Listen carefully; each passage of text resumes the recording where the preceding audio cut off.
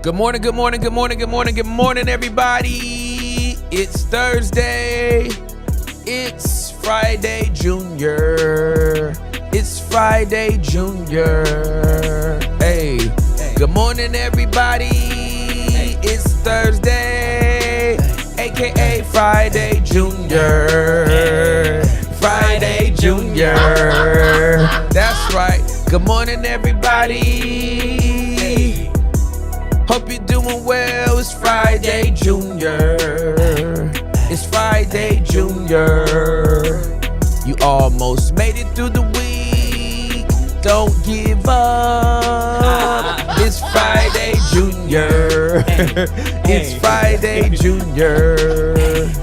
It's Friday, Junior. Almost Friday. Almost my day. Almost a high day. Almost payday. Good sun Ray days. Call my friend day. We gon' get made. My comprende. We just out here. We just chillin'. No top villains. My top billin'. What y'all feelin' and what y'all dealin'? I keep it reelin'. Monday through Friday. I keep it wide open. Monday through Friday, we giving them hoping. I hope they feel it. I hope it's real. I hope they chill it. I hope they deal it. I hope they feel it down in their bones. I do it every day on the couch with my home. I do this every day. Keep it like this. I hope they like it. I hope it don't miss. Monday, Tuesday, Wednesday, Thursday, Friday, Saturday, and Sunday. Back to Monday. It's on our day. Hope you see it. If you don't, then hope you feel it. Believe it. Keep it up your sleeve. It's Friday, Junior. It's Friday, Junior. It's Friday, Junior. Hey, good morning, everybody. Hey, it's Friday, Junior. Friday, Junior. We can make up a song every day. Cause we talented. It's Friday, Junior.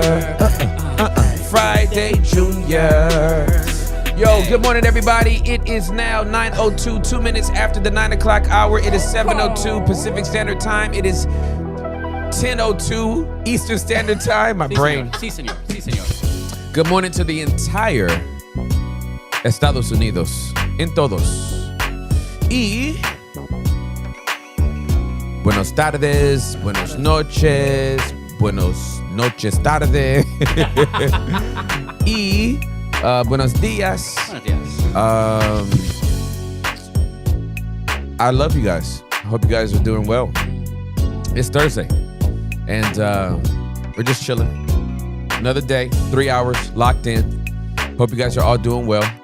Roll call. Shout out to the 257 people that are already in the live chat.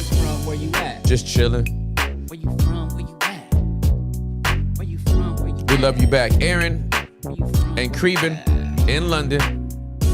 Back up in this thing. Moreno Valley's in the house. Where you from? Where you Vegas raised, Keller living. Okay, let's go. Atoka, Tennessee. What's up? Atoka, Philly. Durham, North Carolina. Ocala, Florida. Queens, New York. What's poppin'? Colleyville. Running a pressure washer in that backyard. Okay, Wes. Wes on the check-in. Wes has a job. If Wes ain't married, somebody needs to know Wes is gainfully employed. Long as he's in somebody's backyard, that man's getting a check. Jacksonville, Florida. Inwood, Iowa. Love you, Janice. Fayetteville, North Carolina. San Diego. What's up, Dago? 619 on the check-in. T-Guard, Oregon. Never heard of it. What's up, T-Guard? Mooresville, North Carolina. Malaysia. What's up, Daphne? I love you. Mason, Ohio. Colorado Springs, Colorado. Corpitos. I know who Corpitos is now. I thought about you a lot yesterday. Andrea? Andrea. I think it's Andrea, right? I thought about you a lot yesterday, sis. I'm praying for you. Hey, you gonna make it through the season. Don't give in, don't give up, don't give out. Don't put out. I thought a lot about that yesterday too. Don't give up, don't give out. Yeah. Don't put out, girl. Don't put out. You hold out on that one. That thing is too sacred. Ashley. Too precious? Ashley. Okay, Ashley. Corpitos. Anyway, I thought about you a lot yesterday. I'm praying for you. I love you. I be carrying everybody I be talking to, man. You know what I'm saying? Yes, sir. Like, it just be, y'all in me. Y'all in me. Y'all got to know that. 619 checking in, Mississippi. What's up? Kissimmee. Camarillo, California. What's up? Modesto, California. Antoine, Tim, my wife and I decided we are moving to Dallas in September. Come through, homie. Come through. Let's get it. I can give you a great recommendation for some churches. Wilmington, Delaware. What's up? 718. Don't know where that is. Ukaipa. Finished reading Judges. Why that book so unhinged? You right, Courtney. Rated R? Judges is crazy, man. Judges is crazy. First of all, the first 10 verses of chapter 1 tells you that Judges is crazy. Like, Joshua does all that work, empowered by God to get all of Canaan, and then as soon as him and the elders die, they go buck. We be doing stupid stuff. Culpeper, Lamarque, Fort Bragg, Brooklyn, Carrollton, Ponderay, Idaho. Okay, y'all calling for, y'all be checking in from everywhere. Y'all live everywhere. Bloomington, Minnesota, Indianapolis, Indiana. That's it. Love you, sis. Boom, boom, boom. Stockton, California, Delaware, Chicago, Bloomington, Minnesota. UPS truck in Charlotte. You working too. At the charging station. Oh, you got it, Tessie too. Okay, Monique. I love you, girl. Got an interview in 15 minutes, B Plus Music. We praying for you. You gonna be all right. Take it. North Dakota, Brandon, Mississippi, Chesterfield, Virginia, Colon, Panama. Yeah, Panama. Amarillo, Jamaica, Norton, Massachusetts, 702 cuh. I'm weak. Hey, that cuh with 3 H's got me weak. Happy belated birthday, Jason. We love you, bro. Hey. San Antonio.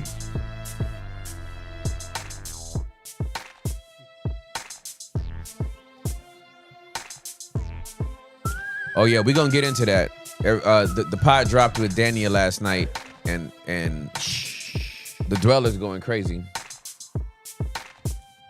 Dweller's going cray. Dallas, Texas, but in South Dakota for a wedding this weekend. Be safe.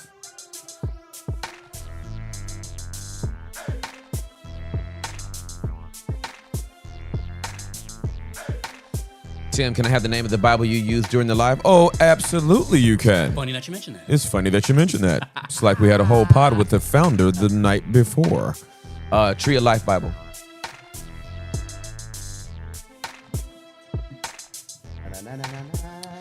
Check in. Love you guys. Confirm check-in. Hey, so let's talk about last night. Yeah. About last night. About last. Oh, good movie. About the pod that dropped last night. Obviously, it wasn't last night for us, but it was last night for now. Members got it on Monday. They had it on Monday already. You know what I mean? Members had it on Monday. 500 people that watched already. Yeah. So members had already watched it. Man,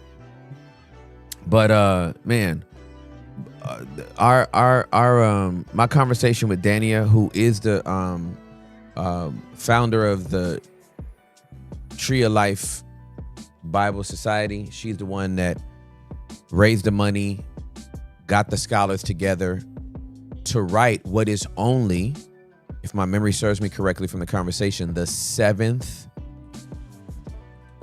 Jewish Bible in English that's ever been written. Just think about that in the last 2,000 years. And when I say Jewish Bible, I mean a English Bible that was spearheaded by Messianic Jewish believers.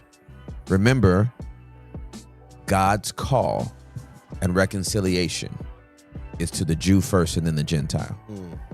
It is crazy to me that after 2,000 years, somehow Europeans and subsequently The design. Americans. You gotta practice. Sorry. Yeah, it's all good. That somehow Europeans and Americans somehow have come up with this fanciful replacement theology that makes it seem like God's chosen people are not Jewish, they're Gentile. Now, us coming to God was meant to make those that were first given the covenant jealous, right? It was meant to make them want to come back to their covenantal God. But make no mistake, we're a branch that was on the ground, completely disconnected. And it is only by the grace of God that branch was picked up and engrafted into a tree that already existed. That's who the Gentiles are. That's who we are. And listen, I keep trying to tell people, you will not understand the Bible fully if you don't see it through a Messianic Jewish lens. Messianic Jews are Jewish people who believe in the Messiah. As it was in Jesus's day, in Yeshua's day, it's still in our day. There are millions of Jews who do not see Yeshua as Messiah.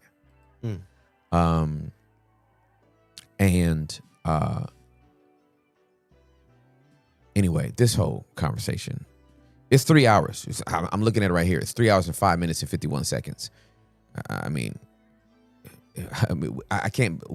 I guess I talked 8 hours that day then, because I wasn't there that day. Yeah, we did a 3 hour show and then we did a 3 hour pod. The lunchtime too. That was But the lunchtime, yeah, it was easily an 8 hour day. How are you after the 8 hour shift? I was Toast. no, I was energized. Like I had Oh, dope. 10 cups of espresso. Anytime I talk to a Messianic Jewish believer, I'm a student again. Because when a Jewish person gives their life to Yeshua, they automatically, in my opinion, they have a doctorate in divinity. Because they were the first ones given. They know what all the festivals mean. They've already been living it out. Right. Yeshua is the final piece for them. For most Gentiles, he's the first piece. They already got the whole puzzle. Everything's already clicked in place. And then they're like, Yeshua is the Torah? Yeshua is the festival? Yeshua is the feast? Oh. And we're over here like, Yeshua who? Bethlehem what? Jerusalem where? Exodus how? You know what I mean? So it was a great interview. I encourage everybody, if you consider yourself a dweller, if you consider yourself deep off in this community for real, then you got to watch that. It's automatically my number one pod that I've done in 33 months. And then how did you 34 months. Wow, it's 34 months. How did y'all even get connected? Did Julie hook it up, or did you No. somebody reach out? No, it was Street.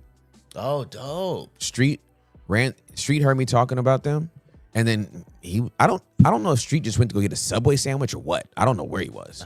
And then he was like, I saw them at a table, like sorting out a bunch of papers, trying to figure out how to make the Bible better. Wow. What kind of life do you live, bro, where you're just walking down the street eating a hoagie? I don't know. I'm just imagining him eating a sandwich. this bro just got a sandwich in his hand and he just sees her and her son chilling at a table. So It's really cool that he made that connection happen for you oh guys. dude, I love that dude. And does she do anything else outside of this practice? Is she teaching anywhere? Is she like making content or stuff like that? I didn't catch any of that. She has a podcast Okay, that she wants me to be on, and she Dope. wants Juliet to be on. I'm like, have Juliet on. You don't want to be on it? Yeah, I do want to be on it, but her and Juliet, Oh, it's over. I got you. that should be a 7-hour pod.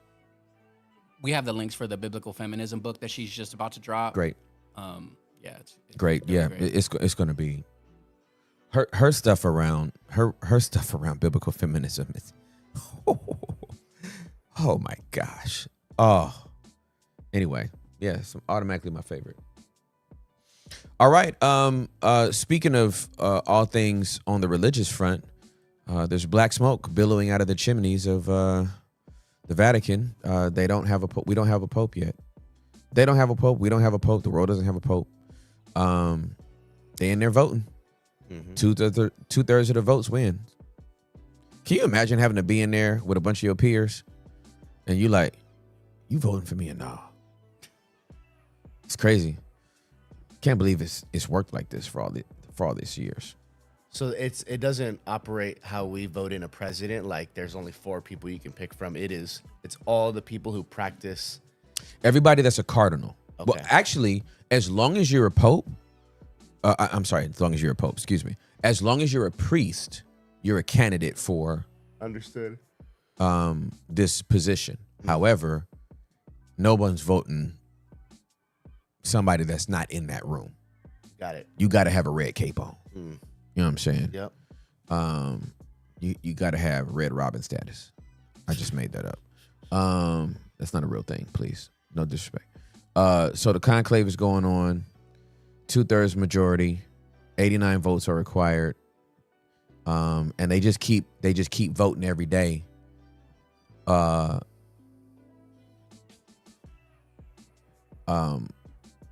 think about it. It's 133 cardinals, and you need 89 votes. Mm-hmm. So there's politicking going on behind the scenes as well, because it's like 133 cardinals. They could all vote for themselves. Right. And we could be in here for 5 weeks. You know what I'm saying? Blowing black smoke in the air. But you just got to keep on going, and then the next day, and then they start going, well, I think I'm gonna vote for this one now, since sometimes it's like, well, it looks like bro is already there, and I'm tired of being here. Yo, these guys look fly. I want to go, bro. Blood in, blood out. I'm trying to get a cape. Bro, let me tell you something.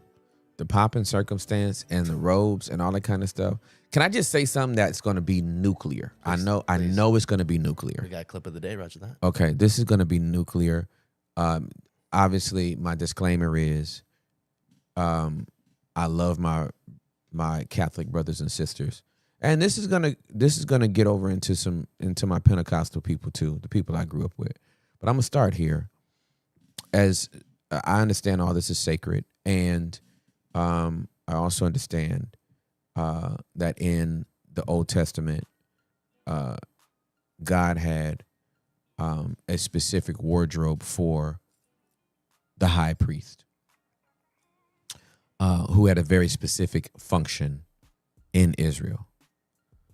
What I'm going to tell y'all is that if Peter the apostle popped up right now and saw this, he'd be like, what is y'all doing? If Paul the apostle saw this right now, he'd be like, why y'all wearing all this? This is so far from, this ain't a synagogue. This is gaudy. This is opulent. This is excessive. Nobody's asked for all this. And when you bring it to our side, Pentecostals and all this kind of stuff, you know, they be wearing suits and stuff. I come from, you know, all the suits. Y'all can see my old sermons where I be wearing all the big suits and all that kind of stuff. But then, like, when it came to like convocations and stuff, then we all of a sudden become Roman Catholic. We got on the robes and the cassocks and the little Pope hat and all the things, and I'm just sitting there like, where you see this at? Where y'all get this from? And this is in the Pentecostal church. Oh yeah. Oh, it turns into Halloween at convocation. And what did the outfits like? What do they resemble? Is it status? There is symbolism to it. All I'm saying is, if Yeshua came back, I know I just said the apostles. If Yeshua came back right now, he'd be like, take it off. Guaranteed. He wouldn't be like, yes, that's the way y'all should be dressing. Now I know you're holy. He'd be like, bro, take that off. What are y'all doing here? It's too much. It's giving Met Gala. Oh, Met Gala's crazy. But what does it mean though? Like it's like to show like that they're above. It's their the status. hierarchy? It's their Okay. status. You can't wear that red unless you a cardinal. Understood. So the cardinal bishops are the ones that have matriculated to this point. And I'd never be a cardinal bishop. I'd never be a priest because I'm going to have Juliet. Amen. So I'd be on the fringes because I bet you ain't put Juliet around me and think I'm going to take a vow of celibacy. The devil is a lie. I'll never be priested. Did you ever wear a robe? Yeah, I had to wear a robe. Oh, dope. Any photos? Yeah, I have a couple photos. Please send them. No. Please, dude. No, I'll send them to you. Thank you so much. I think I have a couple of them. It's terrible. I was looking at, we was there like, I want Those are one. for ordinations. it was stuff for like that? ordination and stuff like that. I was always like the oddball out that was just like, why are we doing this? This is, I'm curious, what company or street address were y'all getting these from and getting inventory for all that? say that one more time. Where were you guys like pulling from to get these threads? I think it was Party City. I'm just playing. That was a joke. But you laid it up, bro. Do you see how like He it said was the so thread. You said He it so mentioned it. serious. Oh, Party City. Like which one? In The one in by Louisville? the one by Best I Buy. think it was Spencer's. I think it was Spencer's. No, I mean there had to be like a little, Roll Bar Us or something. I don't know. Had to be a little. I don't know. The robes are us. Sanctified Dress for Less. I don't know. I Dude, don't know. I want a robe for real. You want a robe for real? I'm not lying, dude. I really want a robe. No, you don't. Really? No, you don't. All right, for fun? No, you All don't. right, roger that. You really don't. I'm submitted. I'm submitted. For funsies. Oh man. Yo, man, I'm just saying. Party City. The Said so quick. robes are us. Yo, dude. Robes are us, and then you just get to be as fly as you want to. Look how But it is giving Met Gala. Yeah. It is giving Met Gala. How much content is built around just the dressing up? Yeah. And people making outfit reactions. It is crazy. Okay, so I've been talking about this late. I actually my friend was over the other day and we had a very, very insightful conversation. He is a thinker. He's a brilliant guy. And when he was over, we were talking about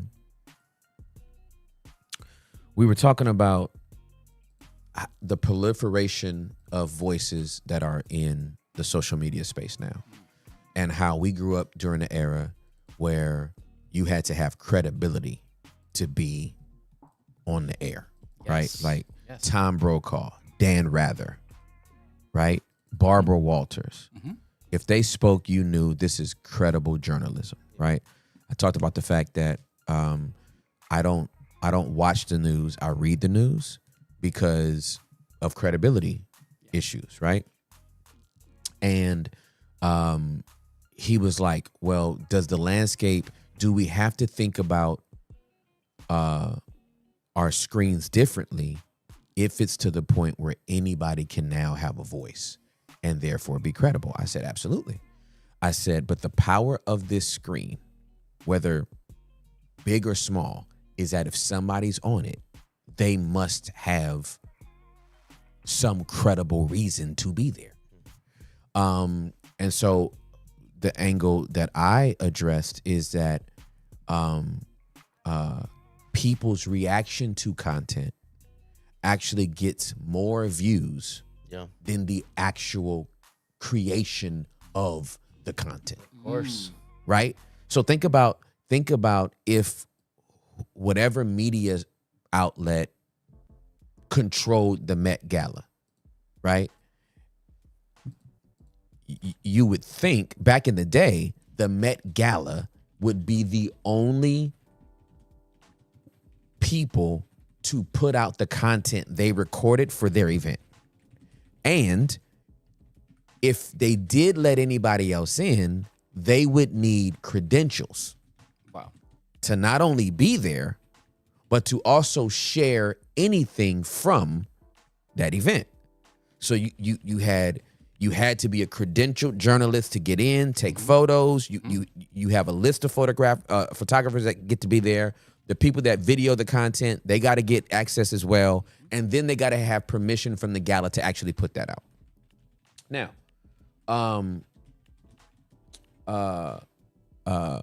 YouTube does have copyright laws and restrictions. We could actually use those copyright laws and go strike everybody that is using our content. But that's whack-a-mole. Right? Like, we're not going to do it because there's some people that reshare our content because it was a blessing to them. And there's some people that reshare our content because they hate us. Hey, here's the thing though. Like, I can see if you came across something you were sincerely watching and then you were like, I don't like that. I got to share. Hey, I don't like that guy, right? It's another thing when the only reason, it's called hate watching. It's another thing when the only reason why you watch is so that you can find something you don't like so you can make content out of it. That's a culture vulture.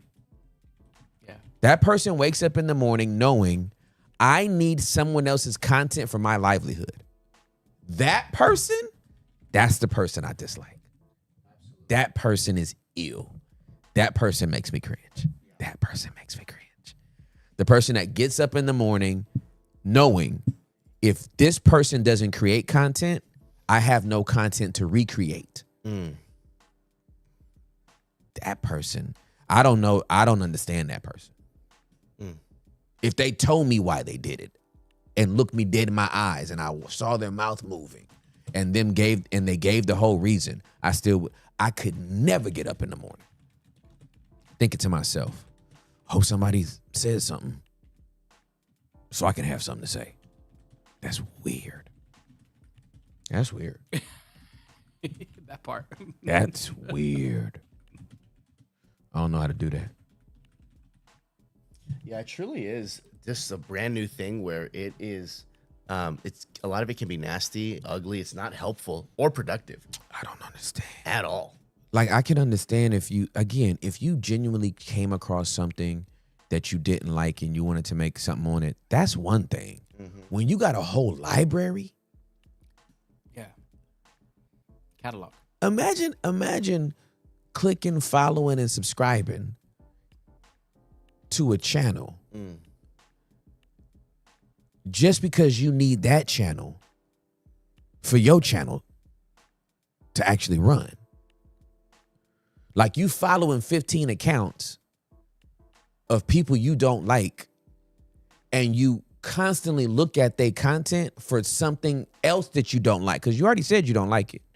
Again, if I went to a restaurant and had some trash food, Yep. what I would not do is go back to that restaurant for more trash food. Right. That's Like, it. after I go in there and taste it and I'm like, this is doo-doo, Dude, I wouldn't come back the next week and be like, this is still doo-doo. And then come back the week after that and be like, I come here every Friday and this is doo-doo. Every time I have your fried rice, it tastes like doo-doo. I'll be back next Friday for some more of your doo-doo rice. Why would you keep eating doo-doo rice? You already said you don't like it. Why you keep eating it? It don't make any sense. do the rice. Doo-doo rice. Doo-doo rice. Could you imagine the smell in that kitchen? Dude. Doo-doo rice. Don't stop. Get it. Doo-doo rice. Oh, why reaction content is exploding? You're fast with it, I got you. Hector. I'm here. That is bueno.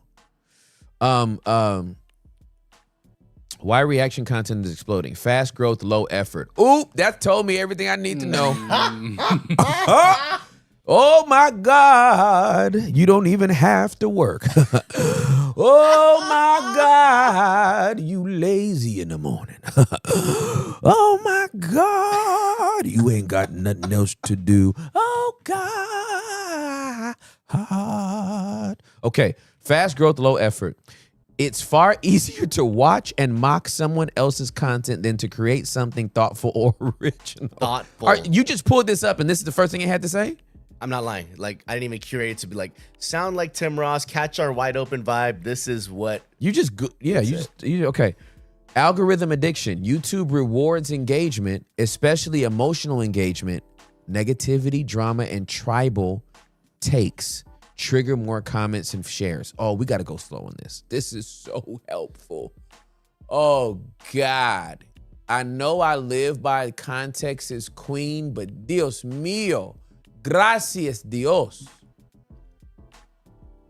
Por este. Okay, go back up. I want to go slow. Absolutely. Negativity, drama, and tribal takes trigger more comments and shares. So it sounds like people are getting up in the morning looking for a tribe that agrees with them in the negative. Like, I hate this. I need to find 5 more people that hate this. Yep. Now I need to find 5 more that hate this. Do I have 50 more that hate this? Can I get 100 more that hate this? Can I get 25? So, I'm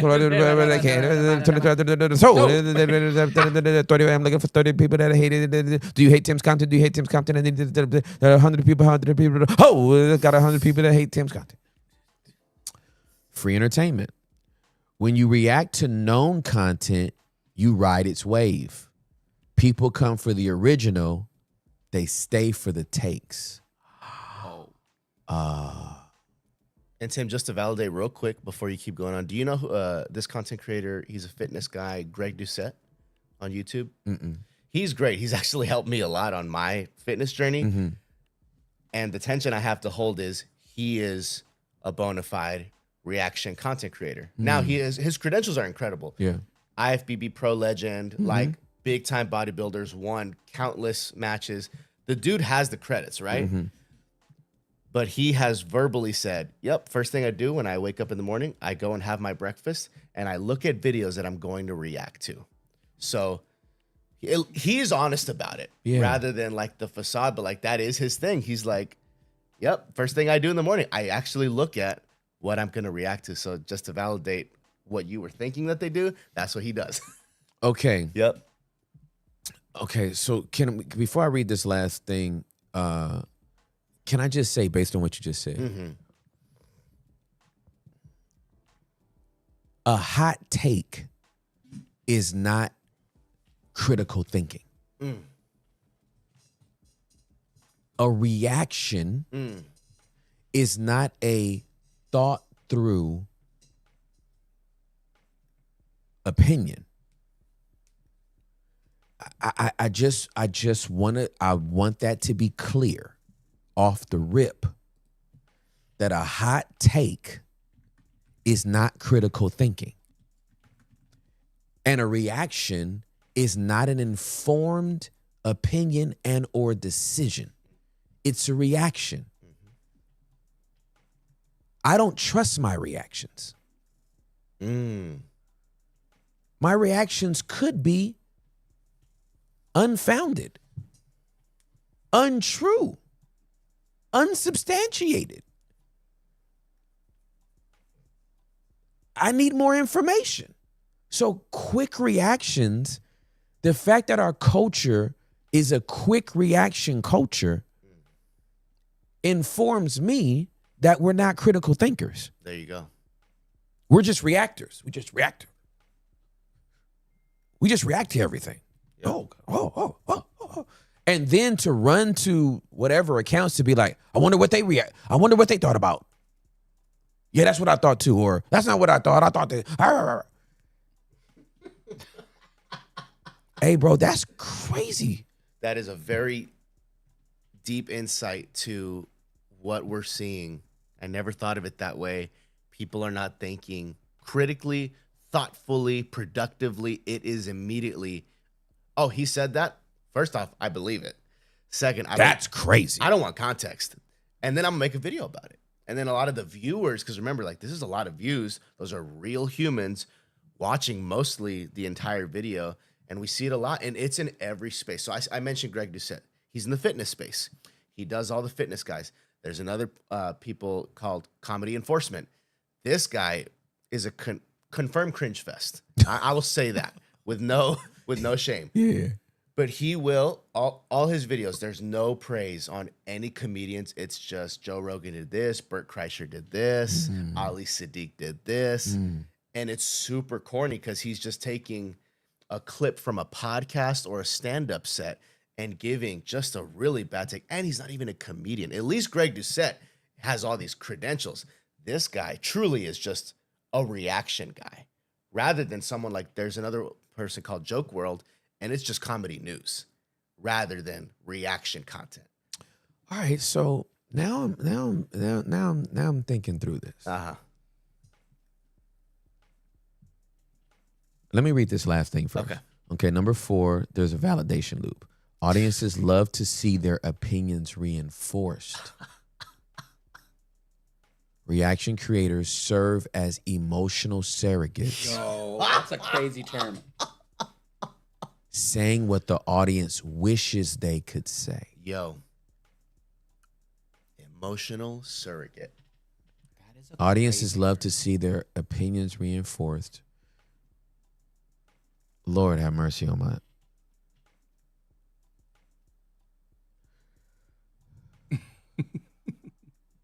So here's the way I'm experiencing this and taking this in. Based on that, it sounds like there are thousands, if not millions of people out here who are not brave enough to be honest about the way they feel.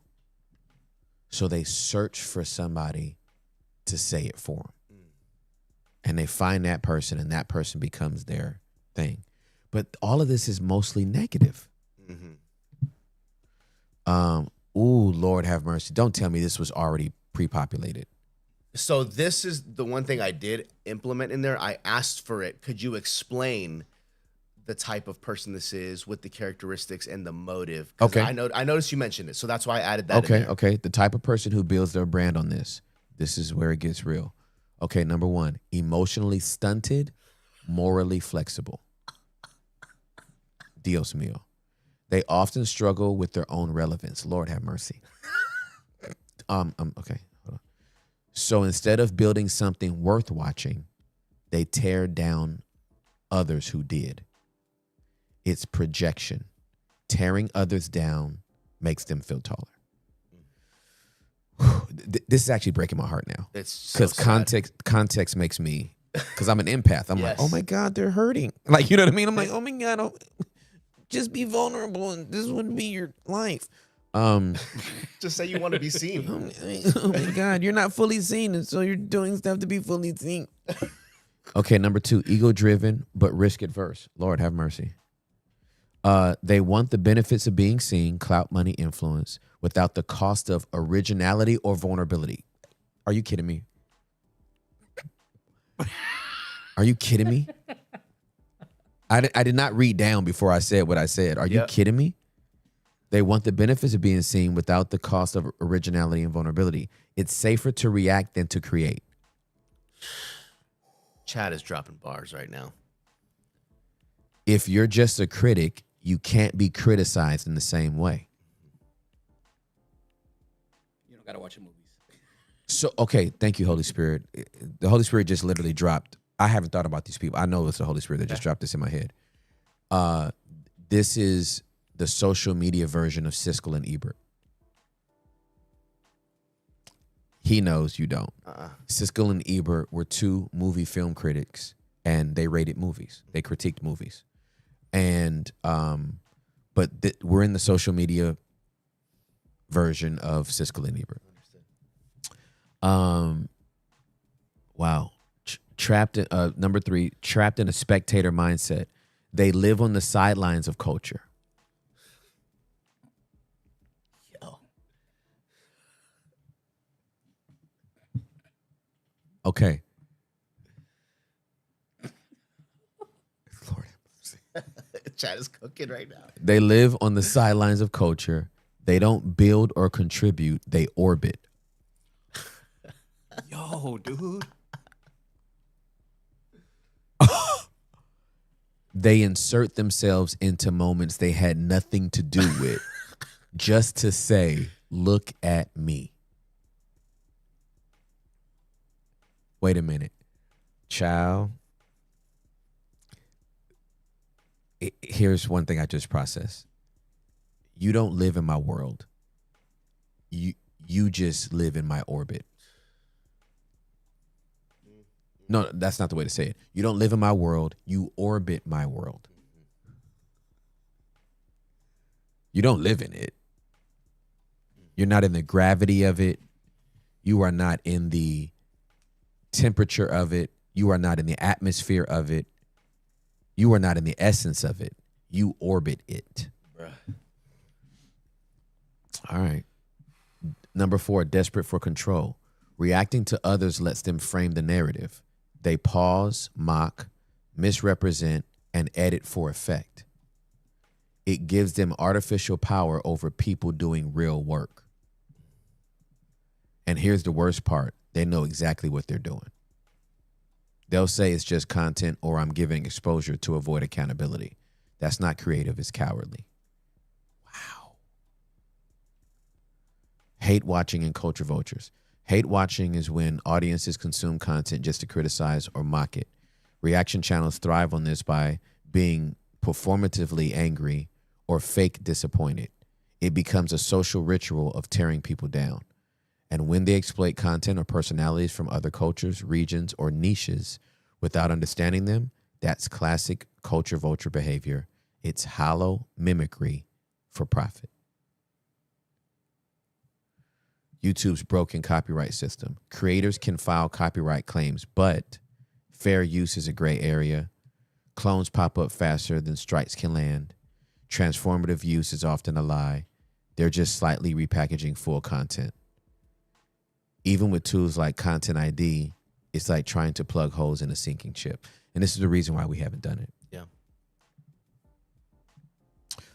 Why this is rotting us from the inside. It kills creativity. Why spend weeks making something meaningful if someone can farm your work for laughs in minutes? It glorifies cynicism. We're training audiences to mock, not understand.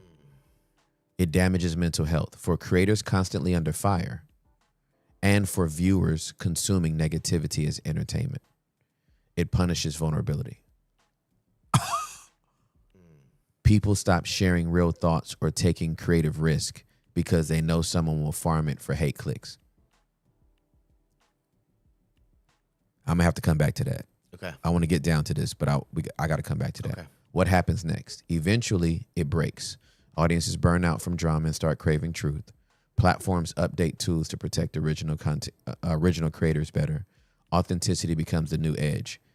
When everyone's faking outrage, being real is revolutionary. Final word. This isn't about stopping all reactions or criticism. Those can be valuable when done with integrity. Agreed. But the current trend is parasitic. It's cowardly. And it tells us more about the creator's character than the content they're reacting to. The ones who build their name by tearing down others, they're not commentators, they're clout scavengers. And if you're someone building something real, stay steady. Long-term value always outlives short-term noise. All right, now you got to go back up. Was it here? I think it's, yeah. People stop sharing real thoughts or taking creative risks because they know someone will farm it as hate clicks.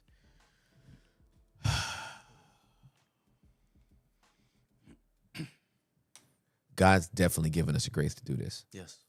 Because we are, I'm not saying we're at the epicenter of this. There's a few vultures circling us all the time. But it's never, correct me if I'm wrong, have we ever had one meeting since we started where I was like, bro, maybe we don't need to put this kind of content out anymore because I don't want, it's starting to get a little, hey, Hector, just start putting out like different clips because, man, it's too much heat. It's starting to affect my money and I'm not getting as many engagements. So let's like switch it up. Maybe let's just keep it like lighter that way. Yeah, no, again, it's the only time we've had a conversation is whenever it the context needs to be either added in that can't fit into a 90-second clip, Correct. or we got the story a little mixed up. Yep, absolutely. And that's it. Yeah. But I was even thinking about that for you last night. I'm like, Tim being vulnerable, there's a massive cost in the online space and financially, because, 27 or 26 years of full-time ministry? 29. 29 years. People have known you that way. And now stepping into this for the last 3 years, for the first like 8 or a year, it was like, oh, this is great. We are locked in. Like, Basement was and is still revolutionary, but at least on the YouTube and the Instagram, Yeah. people haven't heard it like that. Yep.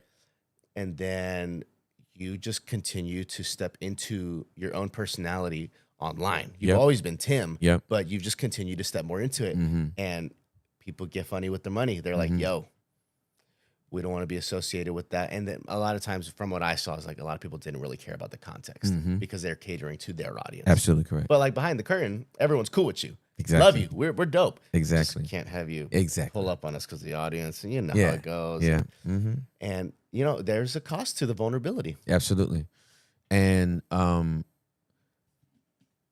it's all worth it. Yes, it is. I wouldn't change one thing. Vulnerability is absolutely risky. Mm-hmm. I've always said that. It is absolutely risky, and it is absolutely worth it. Whatever I lose, at least I'm myself. At least I'm me. Y'all can say whatever you want. Who you see is who you actually get. In a day and age where we got people saying one thing and then it's coming out another thing, I'm just saying who you see is who you get. And I'm living with that. And I'm living with that. I would love your thoughts on the other side of people who don't live that way, and they don't have the peace of being themselves, just from what you've seen, Yeah. and how you see it on the outside for people that are living that way. I understand it. This is why we sit up here 3 hours a day and invite people. We don't shame people into it. We have our little goofy song. We're wide up, right? But we're inviting people into a space to so that they can at least experience, I think, I'm scared, I'm nervous, I'm gonna stick my foot, sometimes my big toe, my whole foot, my whole leg, half my body, whatever, into this vulnerability space. And you have to step into it and realize that being fully seen, fully heard, fully known, fully loved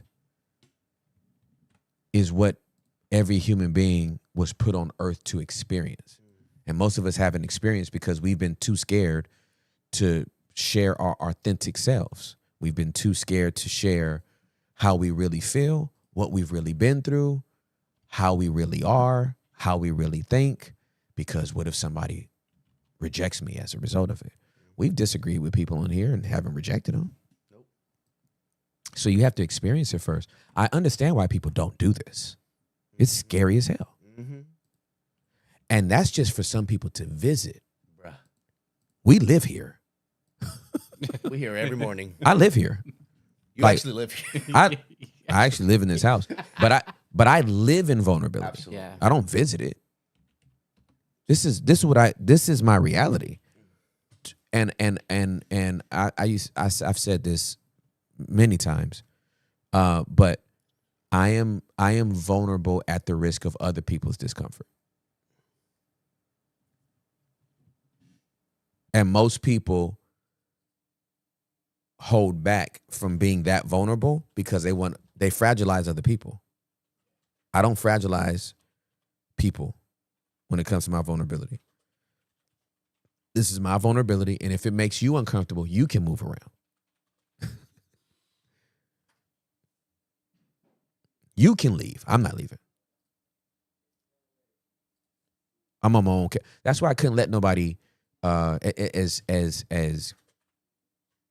crazy as I thought it was, and as important as they thought it was, I was not going to let anybody run me out of my own house, literally, from being me in my own house. Nobody has a clip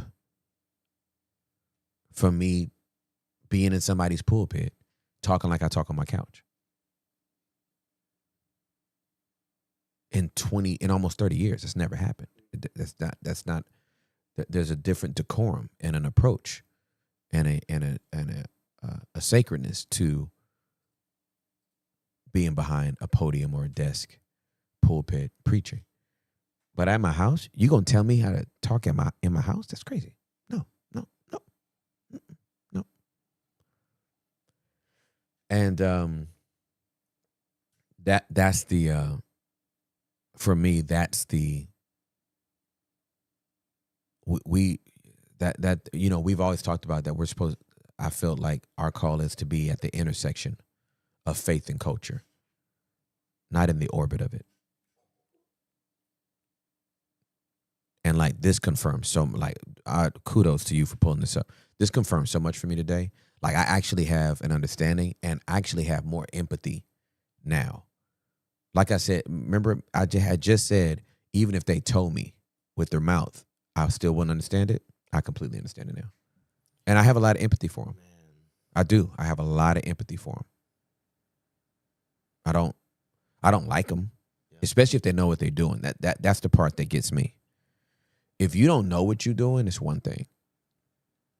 And this is hood talk. Like we've had people roll up in the hood, just didn't know. Like, hey, dog, not around here. Like, you know what I mean? Hey, I think you need to you lost. You're out of bounds. You're out of bounds. You need to turn around, bro. Boss, you on the wrong block. Mm-hmm.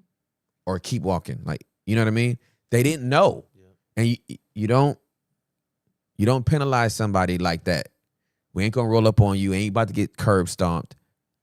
You come through flagging purposely? Oh. That's a flagrant foul.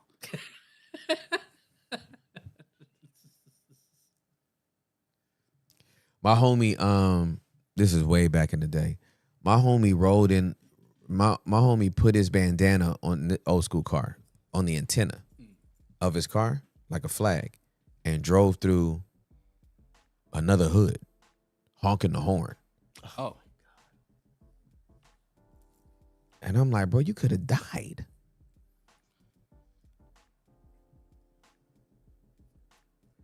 So that's my only thing is it manipulative when they know what they're doing? I don't want to say it's manipulative. To me, here's the thing in the Christian space for me. It's disingenuous when they look me in the eyeball and try to act like they don't know what they're doing. Understood. That's the part. That's the part for me. I'm just like, just stand on it, bro. Stand on it, sis. If that's who you are, stand on it. If this is the kind of content that has made you who you are, stand on business. Like, cause you cashing them checks. You eating off this. Yeah. So just stand on business. Like, this is what you do. But don't try to also act like you don't do this. Right. That's my thing. But I have more context now, and I'm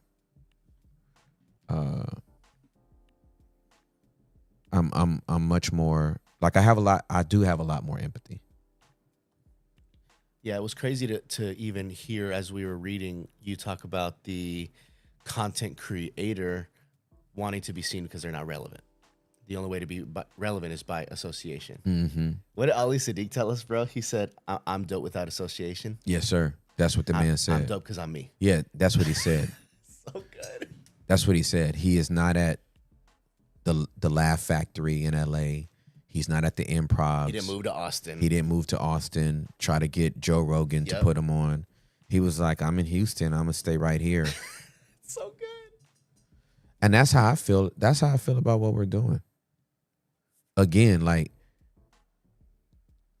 you don't do what you do. If God tells you to do something, you don't do it. You do it out of obedience. You don't do it because, like, oh, I'm gonna be famous, or you might be reviled. How about that? Yo. What Jesus did got him to the cross. So what makes you think what you're gonna do is gonna get you to the mansion? So, man, but I understand as the young people say, my kids, I understand it now. I understand it now. I am so clear. Like, I'm like, oh, I have full context to these people. Yeah, the clout scavengers and the emotional surrogates is like Emotional has my brain like just empathetic. We and it makes sense now why a channel like ours would be received the way it is. We everything we read, we are the antithesis of. Like, even when we talk about the news or something that somebody did, we quickly move to the context and how it applies to us. We don't stay on, you know what I'm saying? So, like, if you're the antithesis of the thing, then of course you're going to be reviled by that, because you're nothing. What is in you cannot be found in them, and vice versa. Man, with all that get an understanding. Remember with the Shannon Sharp episode where we talked about men grow up? Yes. You on camera in front of everyone, you're like, hey, Hector, make sure Shannon Sharp's not in that thumbnail. That's or that exactly title. right. The whole point of the stream was men got to grow up. Yeah, we're not reacting. We've learned something from Shannon, right? Like, of course, be not ignorant of Satan's devices. Also, we are in the world and not of the world. So it would be dumb for us to stick our head in the sand, not read the news, not know what's going on in current events, not know what's going on in culture. But we don't use what we find as the generator of all of our content. Yeah. The people that already rock with us understand us. You would have to, and maybe the reason why, and I don't know, I'm not on social media anymore, so I don't actually know if content of ours has calmed down in the negative or with the culture vultures or whatever. All I know is we put out so much content now that it's probably hard for them to keep up. They're like, oh God, it's another 3 hour. I don't know. Yeah. You know what I mean? I liked it better when it was just once a week and I could just, you know. But now, yeah. What time is it? Oh my goodness, 8:58. I can't read this.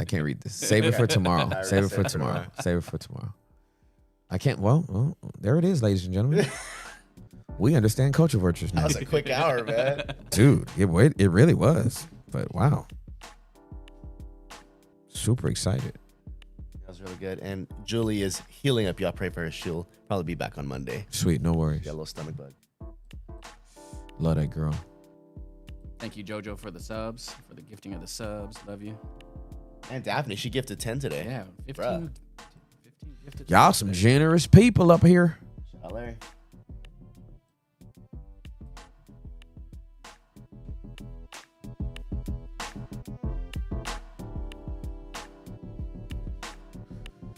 Wow. Yeah, I just gotta let that marinate. Thank you, Hector, for pulling that up. Like, I am a fiend for context. I gotta have it. Yeah, it's really good. And when I get it, my whole body is just like, oh, I feel so relaxed. Yeah, it's really good, dude. Cause I have been wanting to pistol whip people. And now I don't. But before we got into it, you even were like, I really don't understand them. I don't understand them. Like, if they told me to my face, I still wouldn't understand it. Now I'm like, I understand. I understand. It's funny how the foundation of everything still goes back to everything we talk about on Wide Open. Oh, you don't feel fully seen, fully heard, fully known, fully loved. And this is just a ploy to feel relevant. And then for the viewer, for someone else to talk through. Yeah. Can you text me that thing The whole thread? Yeah. Sure. I need that, bro. Too easy, bro. Yeah, That's too easy. I'm gonna need that. Uh-oh. You hear that music? Yeah. Now you get to choose it. Wide open. I love it, dog. This stuff is wide open. Everything we do is wide open. Hey, y'all. We are wide open for the next 2 hours. No question, comment, concern, criticism, compliment, carrot, cake, country, king, queen, container off limits. Fully seen, fully known, fully heard, fully loved, even if you're not fully agreed with. I do not promise to have answers. I do promise to hold some space for you. It's going to be safe here. This might be the safest place in the world for you for the next few minutes, but we down with it. Who's our first caller? We got Nancy. I believe she's from ATL. She can educate me. She has done a lot of art for us. Has she Welcome really? to the show, my friend. Yes. Hi, Nancy. You're beautiful. Hi, Uncle Sam. Thank you. How you doing? You guys can call me Z. Yeah, you guys know me as Nancy Art, but you could call me Z for short. Hi, Z. Oh, wait a minute. Are you the one that made my bird cage? Yes. I want to jump in that car with you right now. I want to give you the biggest hug of all time. Do you know that that piece of art was literally the illustration that was worth 1,000. It was actually worth 10,000 words to me. Wow. It said everything. I'm a wordsmith. That picture said everything that my heart needed to say. Wow. So thank you so much. Thank you so much. Thank you for trusting me to do it. I was so honored.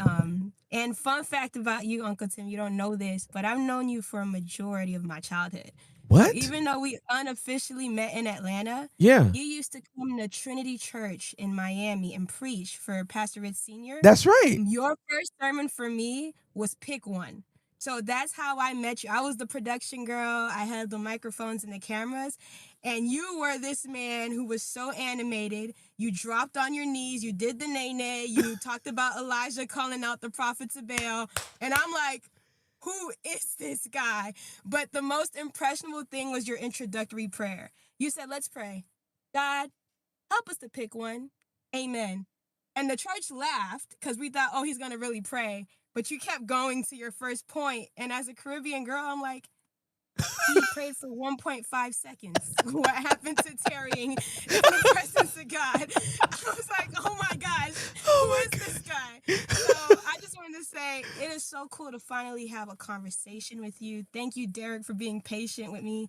I messaged him since March, and I was like, I don't even really know what my question is. So Wow. I love you, Z. I'm going to honor your time, and it's so cool to finally talk with you. Oh, it's such a pleasure. Thank you so much, sister. So it's going to go like this. I am a very formulaic person. My life used to be so black and white. When I was younger, I struggled with math, so my mom put me through intensive tutoring to where math became my favorite and most strongest subject. So formulas is how I move through the world. I've known Jesus since I was 4, so here's what I can say. I know he's real. I know he's powerful. I've seen his hand in my life, and I choose to believe that he is good. Quick context to me, I'm a missionary's kid, a church rat, and an artist, obviously. Unfortunately or not, Christianese is my second language. But since he's passing in 2021, my formula brain has been disrupted, challenged, and it's left me being so disconnected. Sure, I've been angry, I've grieved, God has seen all the ugly sides to me, and he's never left me. He's kept me, and I'm forever grateful on how he loves me. And I still feel so disconnected. I'm not someone who shies away from confrontation, but as I get older and learn my triggers, I prefer to choose peace. However, I believe this peace mindset allowed me to hide under the performance lie. Before my aunt's passing, my first broken formula that disrupted my mind were my parents' divorce. I was an adult, so it really shouldn't have bothered me, but it did. I felt like my childhood was a lie, and this rocky foundation propelled me to hide and to work. Again, I'm a church rat. Mhm. So I have the best church community. Shout out to the best pastor in the world. He's like my big brother. I love him. I'm so grateful that God has allowed me to have this community. I've served on any team you could think of. If you made up a team right now, I've served on it. 'Cause I was just so desperate for a formula that worked. And for a time, it did. I took care of God's house and he took care of me. Then in 2021, I had 3 family members dying back to back, the last being my aunt, my second mom. With this event, I felt like I'd put on a I don't care anymore hoodie, meaning I didn't care if my nose or decisions disrupted your peace. Mhm. I abandoned all formulas and I was in a dark place mentally. It's almost like if I don't have a formula for my life, my mind takes me somewhere dark and it's not fun. Mm. Like dark me is my deepest fear, and I'm Mm. afraid to be separated from the presence of God. I'm afraid of being disconnected. So here's what I feel, and I would love your wisdom and hopefully your prayers. I feel like God has disconnected me on purpose and that I am responsible on learning how to reconnect in a new way. The only issue is I have no idea how. Mm. My religious disciplines include going to church, reading the word, fasting, and praying, and I'm embarrassed to admit that I have no desire to do any. Mhm. Still, I do it. I just feel like I'm trying to get back to old me, but the reality is she died with her auntie. Mm. And as I leave my 20s in a few weeks, I feel like something strong and a huge shift is happening now. I feel different. I'm very uncomfortable and I am so disconnected. And I am so desperate to stay connected because John 15, I'm trying to remain. I believe that staying connected is true freedom. How do you advise me in this area? Again, I believe God. I trust God. I'm just disconnected. Yeah, What I need is attunement, I guess, validation, and containment. absolutely. Absolutely.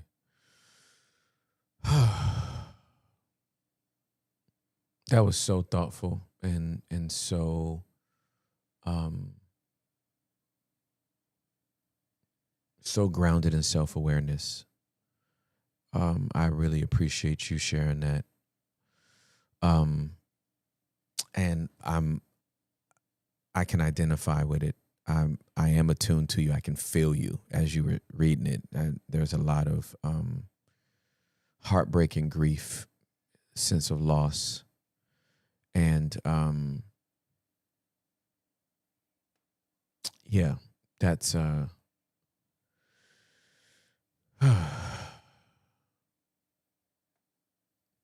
it sucks when things have to change.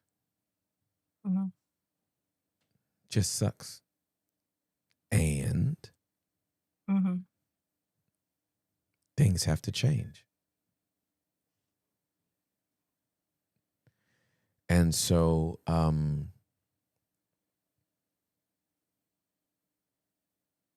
when did your auntie die again? She died in 2021?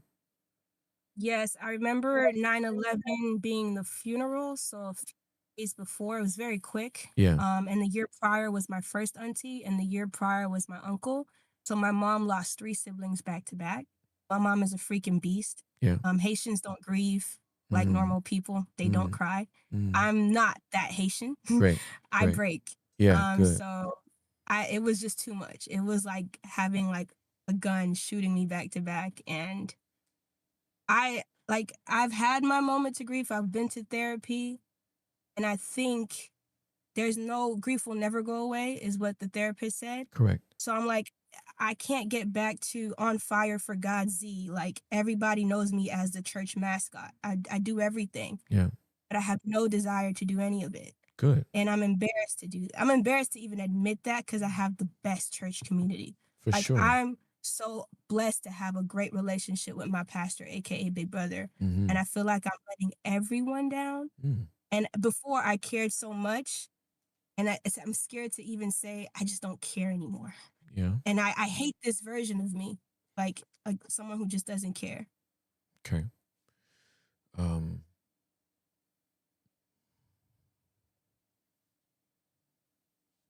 If you were the church mascot, I should have chosen different words.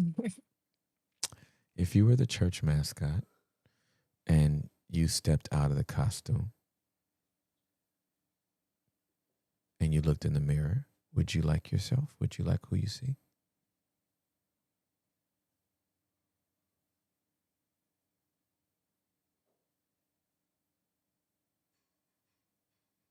Mm.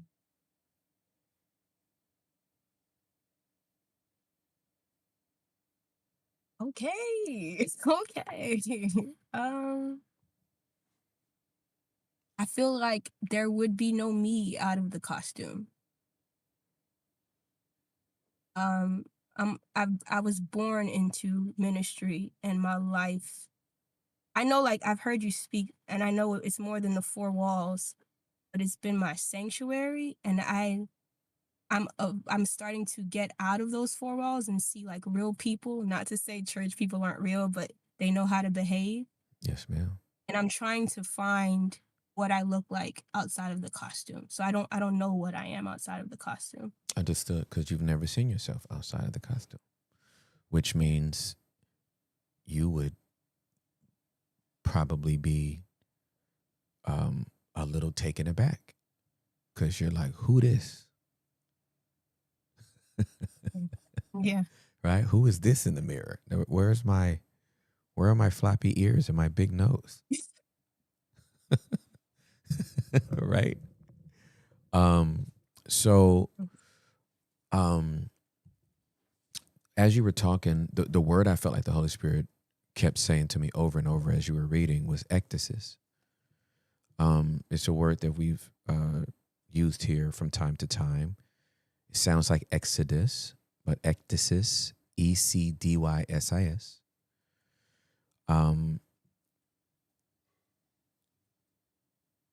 Don't be alarmed by the association. There's much more imagery to it. But it is the word used for the process of a snake shedding its skin. That old skin dries out, and they have to wiggle out of it. And because they don't have any arms or legs, they usually have to get in between a rock and a hard place to get out of it. Mm. Mm. Okay. So, as it was interesting to hear how you phrased that my mom lost her siblings as opposed to I lost my aunts and my uncle. You love people. You love your family. But I don't want you to love them at the expense of yourself. Your mommy just didn't lose her brother. You lost your uncle. That's a completely different relationship, a completely different experience. Your mommy lost two sisters. You lost two aunties that you loved. Your own relationship. Not you being there for her, just what they meant to you. And so nothing starts to make you think about what matters more than death of the people that you love. And to go, 2019, 2020, and 2021, 3 straight years of that, that's a lot to reflect on for the last 4 years. And then to be leaving a decade and entering a new one. Mm-hmm. And 30 is a pivotal one. Feels like it. It 30 hits way different than 20 did. 20, you're in between legalities. It's like you're old enough to drive, but you ain't old enough to drink. Happy birthday. Right? You can't even turn up to the year later, right? So like 2-0 don't hit the same as 3-0 does. Right? But you're stepping into a new decade, and you are now looking in the mirror and going, who will Z be? Right. In my 30s. Right. And I got to tell you, if you're the same Z from 30 to 39 that you were from 20 to 29, I'm going to look at you crazy. Because I'm going to be As like, said. you still in that costume? Yeah. You still the church mascot? You should have gave that. You should have handed that off. You should have had a successor by now. Like, this is you could come through there, but you're not supposed to stay there. Right? But all that's scary. Cause well then who am I if I'm not in the if I'm not the mascot, who am I? And if I'm used to my formulas and my formulas make me feel grounded and anchored and none of my formulas work, and so I don't like who I am without my formulas, and I'm scared of the dark side of me. That Z scares me. Dark Z scares me. I like light Z, but I don't like dark Z, right? And all that has to be reconciled. I don't want you running from yourself. You have to be brave enough to face yourself. You got to look at dark Z and you got to be like, come here, girl. Now listen. I know if we let you off this leash, you would go buck wild. But listen here, Missy, we ain't having none of that. But I need you to know I'm not scared of you. You're not going to be in the corner threatening to sabotage my future and sabotage my life. I know thyself. I wish that was a verse in the Bible, but it's not. But we got to know who we are. Yeah. We got to know who we are on our worst day. We got to know what we're capable of. And okay, thank you, Holy Spirit. This is fresh off the press because this was my devotion. This was my devotion today. I read this today.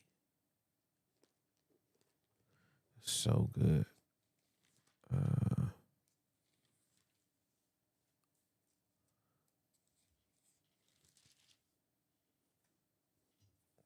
Where was it?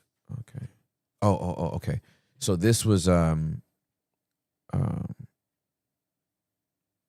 this is Psalm 32. David wrote, "Blessed is the one whose transgression is forgiven, whose sin is pardoned.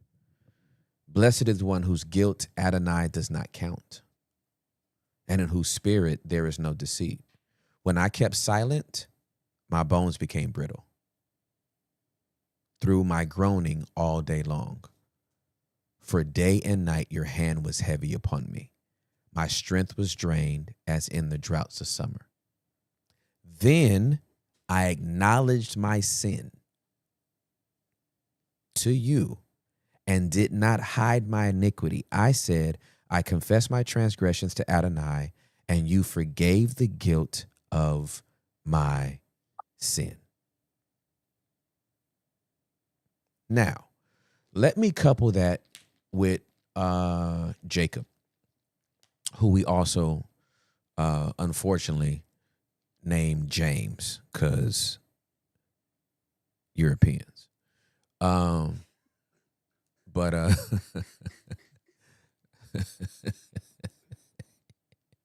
oh, King James. Okay. Boom, boom, boom, boom, boom. James, this is Jacob 1, verse 13. Let no one say when he is tempted, I am being tempted by God. For God cannot be tempted by evil, and he himself tempts no one. But each one is tempted when he is dragged away and enticed by his own desire. Then when desire has conceived, it gives birth to sin. And when sin is fully grown or full grown, it brings forth death. Now, these scriptures aren't meant to scare. They're meant to acknowledge that we should know what we're capable of doing. Right? The key implication of that is Each one is tempted when he is dragged away and enticed by his own desire. You better know what your desires are. I know mine. I know if I go to a restaurant, fried calamari is not going to be my issue. I don't like it. But that damn dessert menu, that's what I got to watch out for. It's not the savory, it's the sweet. Is it possible for a desire to be twisted? Like you talked about being self-aware, self-critical, and I think it was self-involved or obsessed. And to be transparent, I flirted with the idea of suicide in 2020. Okay. That's dark me. Yeah, that's dark. Dark me knowing like, hey, you're not worth it. And I know these are lies, For but sure. it's a narrative that continually plays that I fight daily. And without a formula, that gets loud. Understood. So it's like, it's not a temptation to do stupid things. Right. Because, I mean, suicide is stupid. But I'm just like, I'm scared to like face me because me wants to kill me. Understood. You know, like it's weird how to put it into language. Well, just so you know, all of me is trying to kill me too. It just might look different. Yours is physically trying to take you out. Mine is morally and spiritually trying to take me out. Right? You can kill yourself. You can kill your integrity. You can kill your character. You can kill your marriage. You could kill your finances. The real us is always trying to take us out in some way. Right? So you are normal. You are very normal. But you being honest enough and transparent enough to identify that thing and to know, for you to know that it's there, is your saving grace. I can't tell you how many people I've counseled through the years. It's like, I just don't understand why I keep doing this. And it's like, because this is your bent. This is left to your own self, your own devices. This is where you would take you out. You got to know that. And and I also want to validate that you've had enough grief to justify, again, on your worst day, the enemy's lie plus your most vulnerable day can seem like the truth. So when you on fire for Jesus and feeling great, when that whisper comes, you like, the devil is a lie. Right? But when you're in this season, facing the loss that you've had, out of the mascot uniform, and facing a new decade, and formula's not working, you like, it don't sound that stupid today. Right. Right. Do I know it's stupid? Absolutely. Does it sound as stupid today? No, it doesn't. Because what is it all about? It's about feeling something other than what I'm feeling, or feeling nothing at all. Right. That is feeling nothing at all. Right? That's the seducing. That's the seduction, is let's feel something different or let's not feel anything at all. Because sometimes it's too painful to live in the tension. Yet that's where we're supposed to live. Right. And so I'm proud of you for actually like talking about it. Cause like the this is not about like having an answer like right this minute. This is about like understanding it. Mm-hmm. And if you can understand it, it's just easier to prep for it. Now I'll say this other thing. Lord have mercy on my soul. That good old Holy Ghost loves you. Because I'm not even sure I've thought about this the way I'm thinking about it now. Lord have mercy. Lord have mercy on my whole soul. Whew. Okay. All right, I'm glad. If we was on the phone, I'd be like, yo, is you sitting down? But since I see you, I'm like, I already know you sitting down.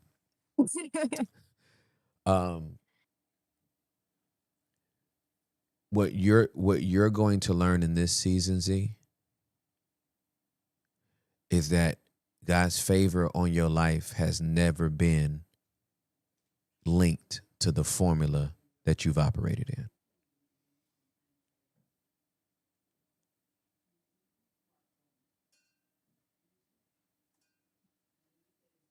It wouldn't be grace if he needed you to get up every day and check all these boxes and have perfect attendance at church and smile in everybody's face and read your Bible, and only thing you have in your playlist is worship music. You ain't got one secular song you like at all. Not one. Not even 24 karat diamonds in the air. Head to toe, so player. Like, you got all Oceans and all Maverick City. It would not be grace if he needed all that from you. He has never needed your formula. That formula makes you feel good, and that formula makes you feel comfortable. It's good. That's not a bad thing.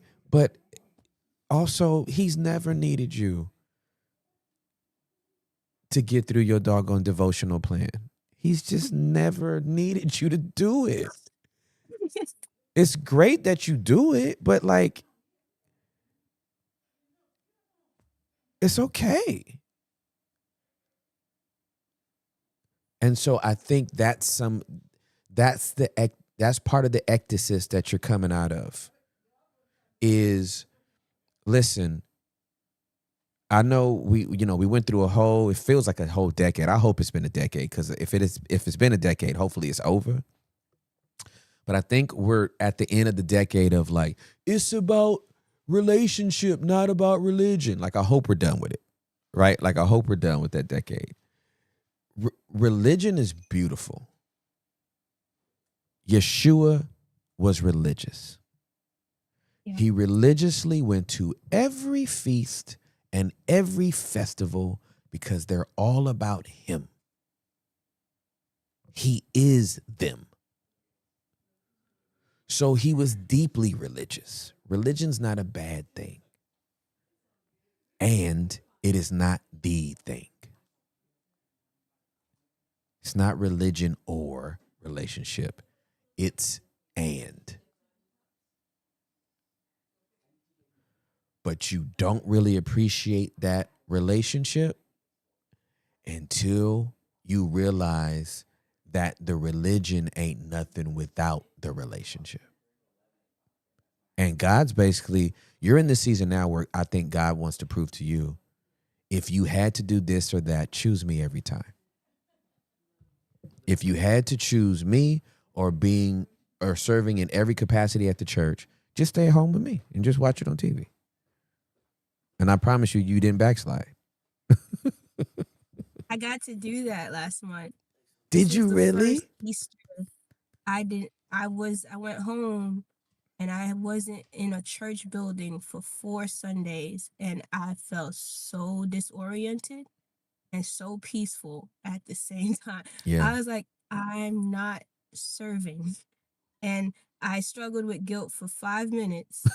And then for the rest of the month, I was like, I feel fine. Like, nobody exploded. And it's weird. It's like, and you didn't renounce your faith in Jesus. I mean, I feel strangely closer to him. Yep. By doing absolutely nothing, and it's confusing my brain. I'm like, so if I didn't have to do any of that, what do you want me to do? Yeah. And I feel like I can't even ask you for practical steps. Like, I feel like he's saying, don't even, like, slapping my finger. Yeah. I just needed to say it out loud so I don't feel crazy. Yeah, no, you're not crazy. So y'all know, I read my Bible ad nauseum, right? Like, I've read my Bible more than I read any other book in the world. And when we went to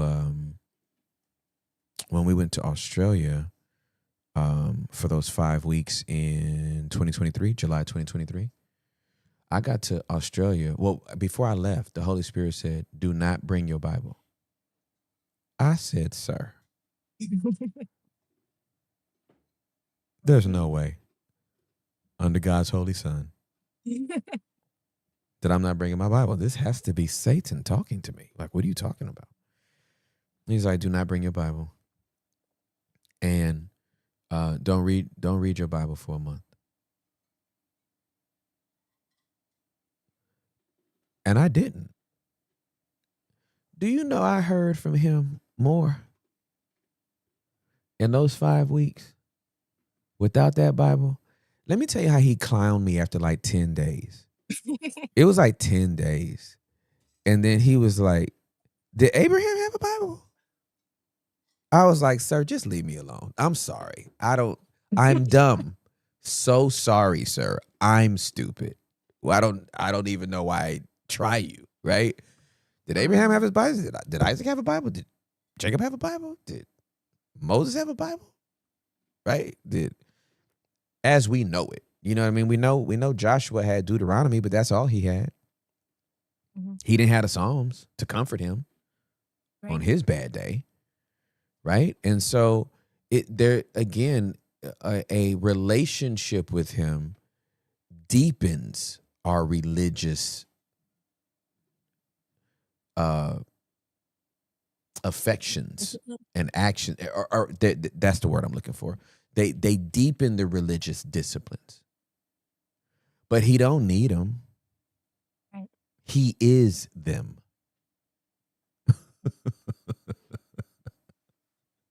He doesn't need them. He is them. That's why the Pharisees were losing their mind when he was helping people on the Sabbath day. He's like, "Bruh, I am the Sabbath. What are you talking about?" Like, Right.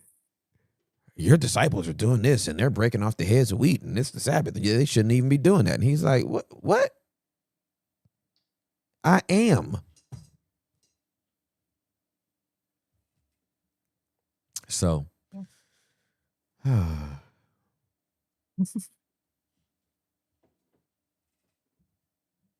feel like I'm not supposed to ask you anything else. no And worries. with that, I'm just going to say thank you. Thank you. Thank you so much. I'm excited for your book, Missing Piece. I am too. I've been listening to everything. I tried not to come on here, which is why I told Derek, wait. But I feel like I just needed to get it out because it gets pretty full up here. Listen, And thank you for giving me space. I had to. This is why we create the space. When we don't get it up and out of our mouth, it just Mhm. it gets really, really dark in here. Mhm. Like the people, the only crazy Christians I encounter are people that get out of community. And you talk to them little nigglets about I don't go to nobody's church. I just be at the house and it's just been me and God, and God's been just drawing me closer to him at the expense of community. God's just been drawing me closer to him. And then you hear him talking, you like, "Oh yeah, you've been out of community, all right," because that's stupid. What Right. you just said is dumb. You ain't ran that by nobody. No. And I was like, I don't have a therapist right now. Let me just talk to Uncle Tim. Like, can I just need help real quick? I'm looking for one, but I'm like, I need to get this out now. It feels like I'm on a time frame, and I'm very grateful I did it. I'm so proud of you. How do you feel now that you got it out? I prayed for peace. I have peace. Good. And I still have not work to do. I just have to be, I know that I'm shedding off skin, and I have to be okay with the tension and the discomfort. That's right. Because it's on purpose. It is. And inherently, all transitions, right? Like transitioning, we don't think about it as much as I think we need to, but like leaving a decade is a big deal. Like most of the things that we do in our Western world, we do it by decades, the 80s, the 90s, the 2000s. We think about music in decades. We think about film in decades. We think about art in decades and that kind of stuff. And so it's a big deal. But all transitions inherently have built into them friction, frustration, and discomfort. It's just a part of the transition process, even if it's a good transition. Mhm. Like if you moved from an apartment to a house, that would be a great transition, but the moving ain't great. Right. There's friction, frustration, and discomfort in moving and packing and breaking and getting it over and then unboxing and oh God, right? Yeah. If you went on your dream vacation to whatever country in the world, Packing sucks. packing sucks. It sucks. Sitting on the plane sucks. Yeah. Unpacking and getting all your stuff in the hotel sucks. Being there is great. Mhm. Leaving sucks. Packing it all back up sucks. Coming back through customs sucks, right? Like so everything has if it has transition, friction, frustration, and discomfort. As long as you're prepared for it, you can mitigate how you feel about it. If you at least know it's gonna be there. Right. So I'm grateful you have some peace. I love you, sissy. Yeah. I love you too. Thank you guys. Thank you, Hector, Derek, and Huli and baby. I can't say the last name. Karlovich. but baby Huli. All right, we love you so much. Have a great day. You too. Bye. Bye. Bye. Love you. Oh my gosh, she's so cute. The ATO girl, bro. She's so cute. When you and Carl were having that convo, she was just drawing. sketching. Yeah. It was awesome. Z is, and the fact that she remembered me from all the way back Man. at Trinity Super. and remembered the message and just recalled the whole message Sure. with the examples. It's giving disciple. Oh, for sure. Like locked in. Oh, she's definitely locked in. We do have Brandy pulling up on us. I want to be down. All right. Miss Brandy, welcome to the show. You can go ahead and mute your YouTube now. You are on with Tim Ross. Hi. Hi, Brandy. How are you? Good. How are you? I'm fantastic. It's good to see your face. It's good to see you as well. Thank you for having me on, you guys. I know I've been blowing up Derek's messages. Thank you so much. Absolutely. What's going on? Yeah, so I'm just gonna jump in. I'm a teacher, so I'm like the kids just left to go to swim. Okay. I am a 31-year-old, a teacher and a creative. The youngest of four. Over the past, I'd say 4 to 5 years, in dating, or really just like, I really don't date like that at all because I feel like I've had my BS monitor is like very high. Mm-hmm. So, but what I've noticed is that in going out to eat or on different occasions, like I will literally throw up and I have no clue like where this is coming from. It's just very frustrating to walk through. And so I don't normally date, like I said. I'm just going to read what I have because my BS awareness is usually very high. Mm-hmm. Because we grew up with a parent who had some substance abuse, it has produced in me a high ability to see and zone in on very small shifts in people so that I could prepare myself for the interaction. Mm-hmm. I think my body has taken that and overgeneralized it for all males outside of family or those who feel like family, and I don't know how to change that. For example, on 4 different occasions with 4 different guys, other examples have happened, and I've seen more of the pattern mentioned over time, but I've narrowed it down to kind of it's either eating together and sitting down and like dinner vibes. It's like a being watched or observed or being all of me, including that doesn't actually go. But what happens is it doesn't matter if it's a date, like even someone from church, because at the old church that I used to go to, I worked with the young adults. Mm-hmm. And so there was someone new and he was like, oh, I just want to like take you out to eat to say thank you. And I'm like, okay. And I don't know if my body felt like it was a date, but I literally went to the bathroom twice and each time threw up and I'm not actually able to eat anything. Wow. And I remember coming back out the second time and being like, I'm just going to say this because keeping it in is actually probably hurting me more than it is just like saying it. Um, and he was so cool about it. And I could, after saying it to him, I could actually sit there. I couldn't eat still. Mm-hmm. Um, and one of the other times that it has happened has been like in the teaching program that I was in. I learned how to teach over COVID, Mm-hmm. over Zoom. Okay. So like my my teacher coach would be like, "Oh, I have to observe you," and I'm like, "Okay, like that we're with this teacher coach all the time. Like they teach us, they're in, the Zooms with us and things like that. Like they lead our classes." Mm-hmm. But it came time for me to be observed with the kids. And I remember being in the office and I put my audio on and I was like, "Good morning, everyone." I turned my audio off, lean over the chair, and literally throw up. And then I put my audio back on and I'm like, "So today we will be," Wow. and I'm Yeah. like, so that wasn't a date, but it's someone is observing me or Mhm. like looking at me for something. Mm-hmm. Um, and then there have been other times, like recently, I've had a boyfriend, and it was fine for us to be, we get food and maybe we eat it at the beach, or like it's weird. It's like I can go to a cafe after a Sunday Mm-hmm. and like eat across from a guy, Mm-hmm.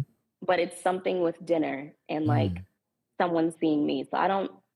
There's like small patterns that I've been able to notice, Okay. but yeah, I've talked to the Lord about this around like, is this my thorn? Is this my spidey sense to tell me that the person is not for me, or that they're not safe, or that I'm not safe here? Why do I have to be like weird in this way? Mm. And Lord, nothing is wrong with me, but this thing, right? If I can't eat with a dude, how will I even find a husband? Who will stick around for this? How do I get rid of this? And in the past, when dating and just in walking out life with people unfamiliar to me, I always think as though they have more to share with me or offer than I do to them. So I mostly listen and observe a lot. And when I talk, there's a small part of me that is always thinking, does this make sense to them? That probably didn't come out clear, etc. I don't think I know yet that I am enough just how I am. And I wrote down recently, Lord, show me how to show my beauty and not be intimidated by it. Okay.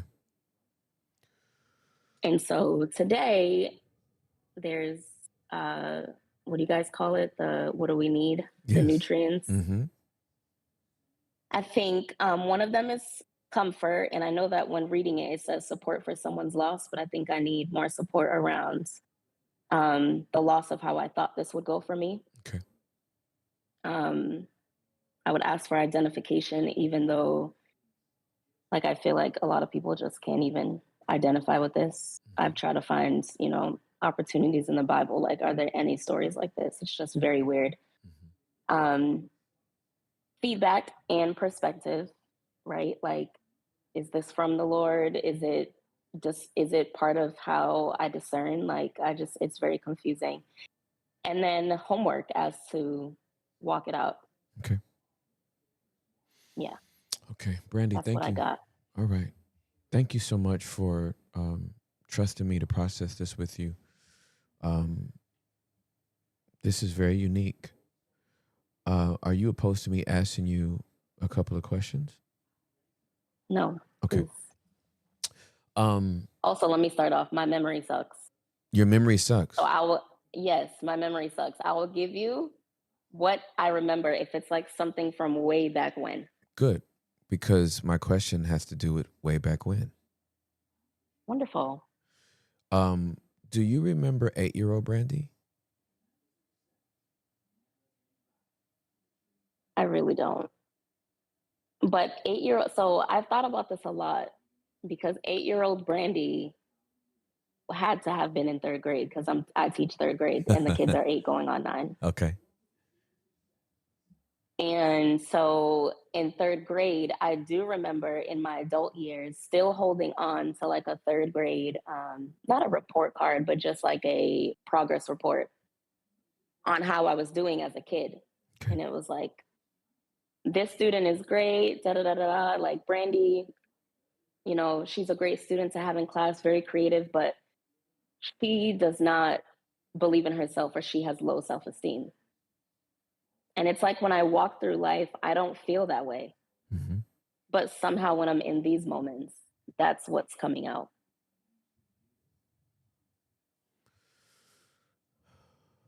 Okay.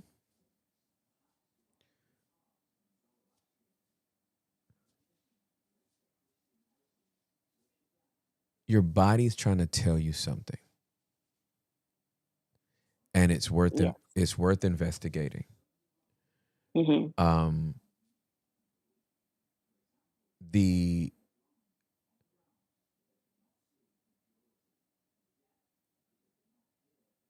the situations that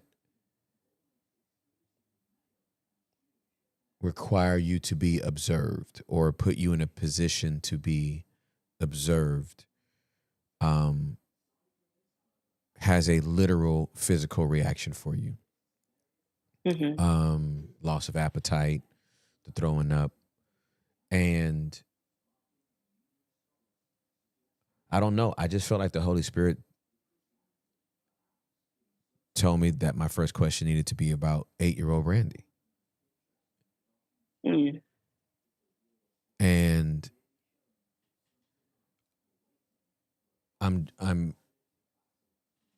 I know you said you can't remember a lot about 8-year-old Brandy, but you remember that report card and you remember that butt, right? And it's like Hmm. she's great and all these things, but Right. and I'm curious about what that did to her. I'm curious about how that informed her. I'm curious about how she processed that information and did she just Went with keep it. like did she keep going like it like oh, that teacher don't know what she talking about. I'm great. Or did she try to act differently as a result of that report card or that progress report? So it's just worth investigation. Okay. So how do you suggest investigating it? Like Um I could ask my siblings, like, how was I when I was 8? Or like things like that. Because yeah. I'm the youngest Yeah, of 4. yep. What's the next age of your sibling right above you? So he's 7 years above me. Okay. And then everybody else is 2 years apart from each other. So Okay, so no, you I they were planned. understood, and um, that's a great detail to know because after 5 years, if there's at least a 5-year gap, then that next child is essentially a firstborn in many ways Mm. because you don't have a sibling that you're actually hanging out with and y'all are Right. kind of growing up together. Y'all are so I don't know if you've ever considered this, but you've been observed your whole life. Mm. You haven't had anybody that has just related to you. Your That's good. next sibling removed from you is 7 years older than you. They weren't playing Right. with you. They were taking care of you. They were making sure you didn't die. And I would say too, because my siblings and I are very close. And even when we were younger, because they're older, they would like, I know one of my sisters took me to their show and tell one day. Don't ask me why they're bringing full grown children to their, right. And I don't even know where my mom said, at what point she said it's okay, but they brought me to high school. Like I have distinct memory of like sitting down in the middle of my sister and her friends, and while they were in high school, and I'm just sitting at the middle of their cafeteria table, and I'm having conversation with these adults at the time or Right. teens. Yeah, And absolutely. so I've also always been around, like, I can get really along with anybody because I've also always been around older people. Yeah. But it is nice that you said that, because even when I was thinking about what to say, there's something that I wanted to say, but then I was like, no, it's not important, but can I read it? Of course. So after I was going to say I was creative, I was going to say, being the youngest of four, I've always trusted my siblings to know best or know more, that there was little for me to add in family discussions. Let's just go with it, I would tell myself. Mm. I love spending time with them and vice versa, and I could sit back and know I was in good hands. Fast forward to now, I learned this word from you. I'm self-differentiating. So I recently moved out of my parents' house in January. Okay. And so I said, and I love the solitude and always have, Mm-hmm. right? So Mm-hmm. I'm learning like what it looks like to, and what it sounds like to make my own decisions and Yeah. not have to look to someone else to think like, oh, that's the good road to go on, to Mm-hmm. go down, or like, right, I have to seek this person's, like their suggestions to tell me what to do, Right. you know? Right. So yeah.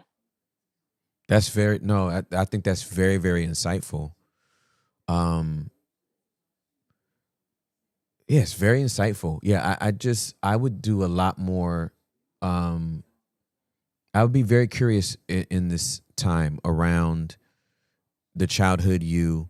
I would ask the other siblings, "Hey, how did you observe me? How did you experience me growing up? Did ask your parents?" Like, I just think it would be just good to be curious. I'm an investigator by Right. nature. I wanted to be a homicide detective, so I will nerd out on stuff like this. So be curious, ask a lot of questions. I would interview the whole family about you. Now let's get to this, how this is showing up when you date or when you go out, specifically around dinner. Yes. Again, there's a lot to be curious about that as well. But what I would say is, since you have seen this show up as a pattern, and we don't really know what the body is trying to say yet. We don't know what the body's. We don't have language yet, because we need words to heal ourselves, right? So Yes. we get the actions, we observe the actions, and then we need to put language to it. We don't have language yet, but we do have enough language to know when I do go out, specifically to dinner, I'm probably gonna have to throw up, right? I'm gonna get nauseous. I'm gonna have to throw up. I feel very. These were not your words, but I'm in a fishbowl. I feel like you got a magnifying glass on me. You looking into my pores. You see how I don't know what you seeing. My nose, my Right. my forehead. I don't know what you're looking at, right? So, since you do at least know what the reaction is, when it comes to dating, I would tell them up front, hey, breakfast or lunch? Let's go to a brunch on Saturdays, because Right. dinner's not working. Or if we are going to dinner, I would get really creative about like how I want to show up to this, and tell them, hey, listen, I definitely want to hang out with you. I probably won't eat anything. Like, you can eat, but I probably won't be eating anything. And I want to let you know that when I'm in this kind of an intimate setting, I just feel different. And I just feel like I'm being examined in a way that I'm not too comfortable with, and I really can't put words to. Right. But I would just say it all. I would just, because at least at that point, the body knows that you're paying attention. Right. And you're not betraying it and trying to like thug through it. I And don't want. that's why that time I was like, no, I need to say something about this. And even with the boyfriend that I had, it was very clear, just like you're saying, like upfront, Yep. to be like, oh, let's go on walks. And then even when we would have dates elsewhere, like go on walks or whatever the activity was, I would be clear to say, like, you know, um, I do struggle with going out to dinner, Mm-hmm. right? Mm-hmm. And just saying, like, I don't know what it is, but like part of me, I don't know if it's like a safety thing or whatever, because with the boyfriend that I had, I was able to go out to dinner twice, like without feeling nauseous or anything. Yeah. Um, but I also noticed that both of those times it was like after work where like I'm not really dressed up. Mm-hmm. And so maybe I felt like there was nothing that I was showing, Okay. right? There's nothing like more to present. Mm-hmm. Um, I don't know. Okay, so now I'm curious about something else because you did mention this at the end. Um, uh, have you ever felt like your body was in danger? No, Okay. like Um, never physically in danger. That's why I'm just so confused with y- like what is happening. yeah. And then you mentioned about you said you want to feel more comfortable presenting. I forgot exactly how you put it. It's Or just like showing I up. feel most comfortable when I'm like in sweats or like when I dress up to go to work, it's not really dress up. It's not like, oh, I have my hair down or I'm wearing a cute dress. Right. Like it's still me. Yeah. It's just this is comfortable me, like working me. Yeah. I don't know. But in those other things, like I feel like it has to be it almost feels like there's like a different level, right? If I wear a dress and a little bit of lipstick, or like if I put makeup on my face, which I don't really wear a lot anyways, but it feels like I'm doing more than what I would normally do. Mm-hmm. And somehow that shifts my brain to think that I'm doing something different. How do you feel when you do that? I feel beautiful, like I look good, like I've never had really like issues with insecurity with how I look Yep. or show up in a place. Like Y- I'm normally confident around a group of people. Mm-hmm. Um, but then I also feel like I start to feel like clammy and like, oh gosh, like I don't know. So I don't know if it's like I just don't know how to fully be myself, but because I have a creative background, it's like I never um like my style is always gonna be different. Like I could wear sweats one day, jeans the next, put these two together, and like people have always said, "Oh, that's just Brandy." Mm-hmm. Mm-hmm. And I'm like, "You can do it too." You know what I mean? Like it's just you, you Right. know? Right. Right. Right. And so I don't know why I feel different when I'm dressed up and going to dinner versus like, "Oh, let me just throw on some jeans and go to dinner." Okay. Like, I don't know why it feels like something different. All right. So let me ask this question. Because I think we're going somewhere with this. So I hope it doesn't feel like I'm probing No, no, no, you're fine. unnecessarily. Um, tell me about Creative Brandy. Describe her to me. Creative Brandy is funky, and I love colors. Like love, love, love colors. The Mm-hmm. kids, my students, what's your favorite color?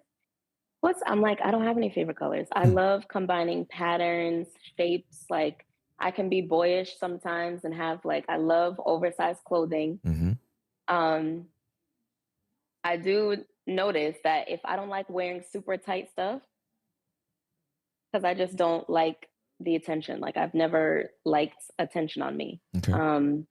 I guess I don't, it's like not wanting negative attention. Mm. I remember also on my 30th birthday, like it was just me, some family, and three of my friends. One of them was a guy. But like I couldn't eat that whole, we went out to dinner and I couldn't eat that whole night This was on the day that I turned 30, but I had like a kind of like a bodycon dress, like long, Mm-hmm. and it was tight fitting, so obviously you could see my body, Mm-hmm. but it was long and yellow, had flowers on it. Like I felt beautiful, Mm-hmm.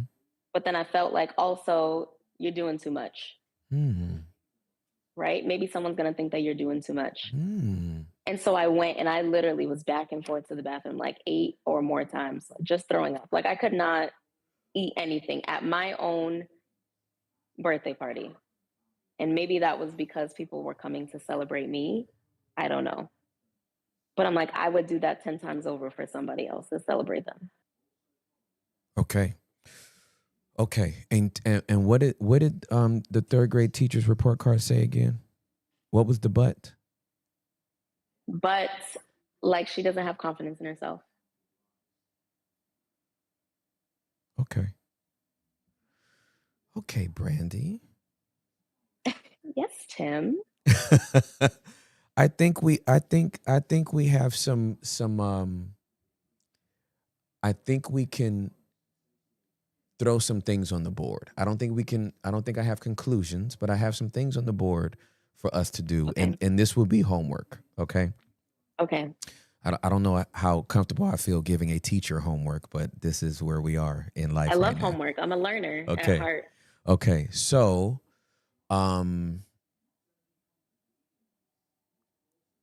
creative Brandy is incredibly confident. Mm-hmm.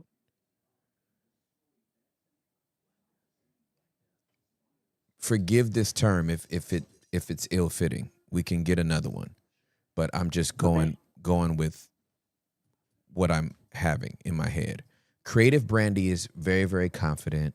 Sexy Brandy isn't. Sexy Brandy thinks she's taking something away from everybody else when she shows up. That's good.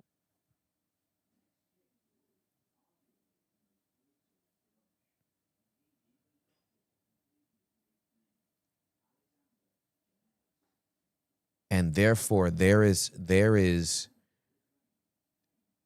that makes you have to be two different people. Right. And that incongruency is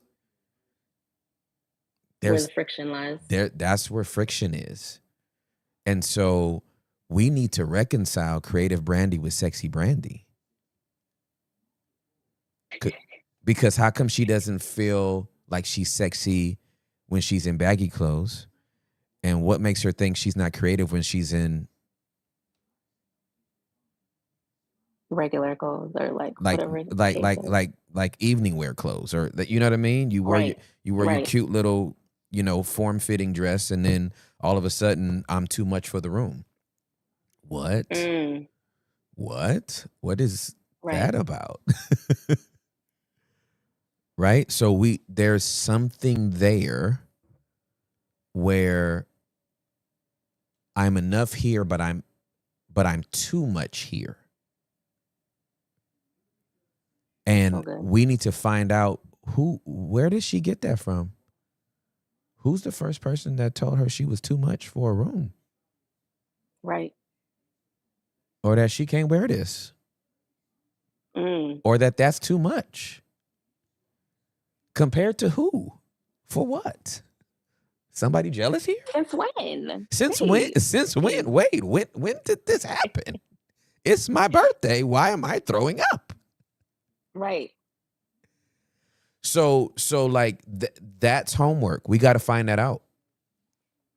Okay. Yeah, we got to find that out, because that's where the friction is. It's like, I want you to be, pardon the reference. I know it's dated, but I need you to be crazy, sexy, cool. Like T-By's Left Eye and Chili was baggy and sexy. Right. Right. Like, right. And so I want the reconciliation of that. Go make somebody else throw up. Like it's over for you. Like somebody else needs, if you too much for the room, they need to go throw up. Like this needs to come off for you. Passing out passes. You throw up. You throw up. Ah, that's funny. I'm no longer having. Yeah, it's a lot to deal with, and it sucks because it stays in you for like at least a good 2 to 3 days. Yeah. Where I'm like, my body is not okay yet. Like, let me just sit here. Okay, like now I'm fine. So it's hard to like bring up what the moment feels like when I'm not in it. Understood. But then I don't know how I'll do Yeah. when I'm not in it. Yeah, absolutely. You Okay, know? so a couple of things that I would like you to do, and this is gonna feel so weird for you. So that's Okay. I already know it. Um, I would ask you to do two things. One and not at the same not at the same time. Let me explain. I need you to dress up one day and just stand in the mirror. In full makeup, hair, however, put something hot on, whatever that means to you. And I need you to stand in the mirror and take yourself in. Right. Okay? And then I need you to just take it off and wash your face and look back in the mirror and take yourself in. Yeah. And I just Okay. how do you feel when how does work Brandy feel with her work clothes on, and then how did sexy Brandy feel when she dressed up, and then what does plain Brandy look like when she got out of it and just put back on her sweats? Like, do we all feel like, did I feel like three versions of myself, or did I feel like three expressions of myself? Mm-hmm.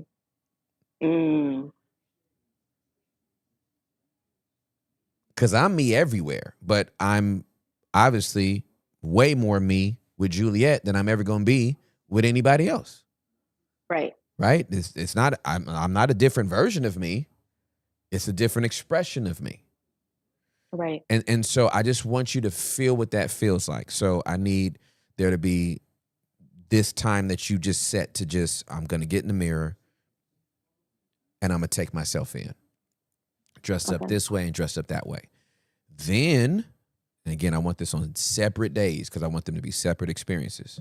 I want you to get dressed up and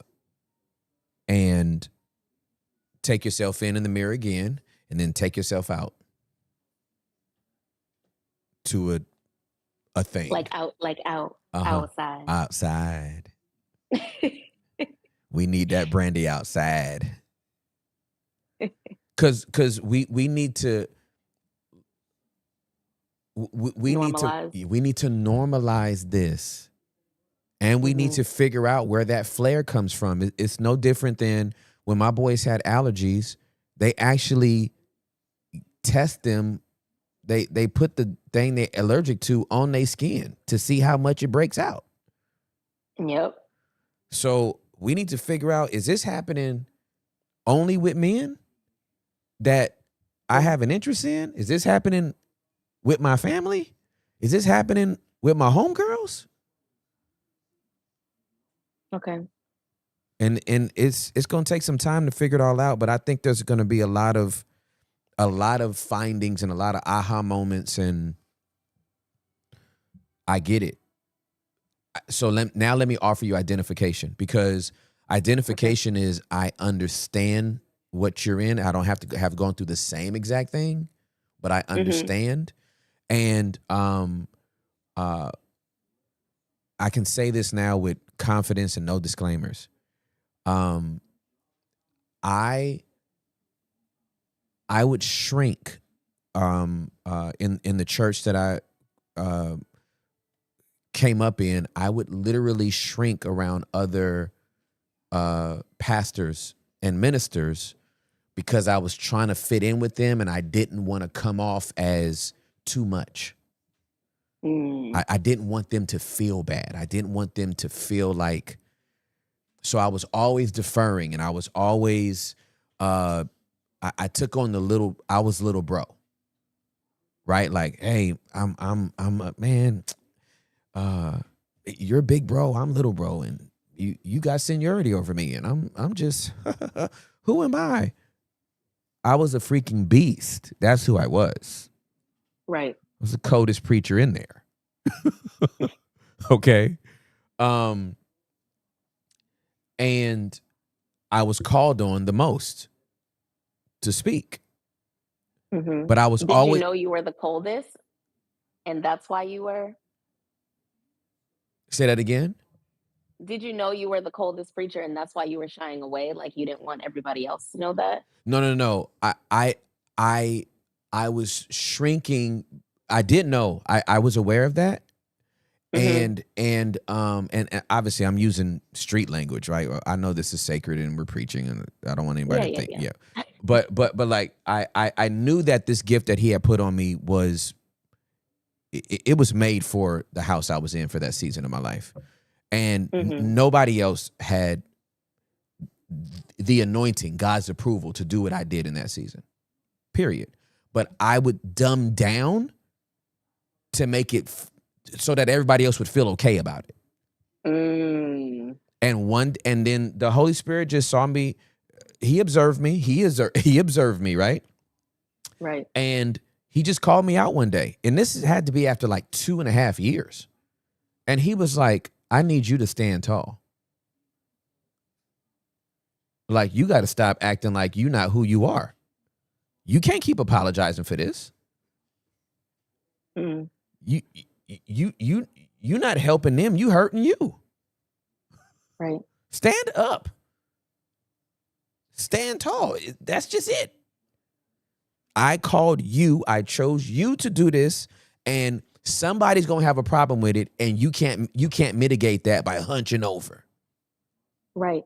And being like, oh no, it's you. I don't understand why he always calls me to preach when he's not here. I'm just no, I get it. I know. And once I embraced it, inevitably, a couple of people, he think he all that. Well, you thought that anyway. God dog it. Right. And it's learning not to care about That's right. other people's That's right. perception of who you are. That's right. Because you're not going to believe me anyway. You've already formed your conclusion. You think I'm full of myself. You think I'm this, that, and the other. And there's nothing I can do about it. God called me to do this. I need to do it. And I need to stop acting like we're the same, because we're not. That's good. Yeah.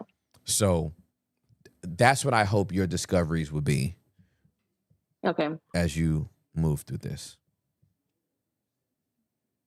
Well, thank you so much. You're welcome. How do you feel? I feel good. I feel like I have some things to think about, be curious about, and explore. And having homework keeps me busy. Good. So, yeah, I feel good. Good. I'm glad. Let me say, as my sister, you are a beautiful woman. Yes. Thank you. Own it. Thank you. Own it in all expressions. Okay. Okay? Own it in all of its expressions.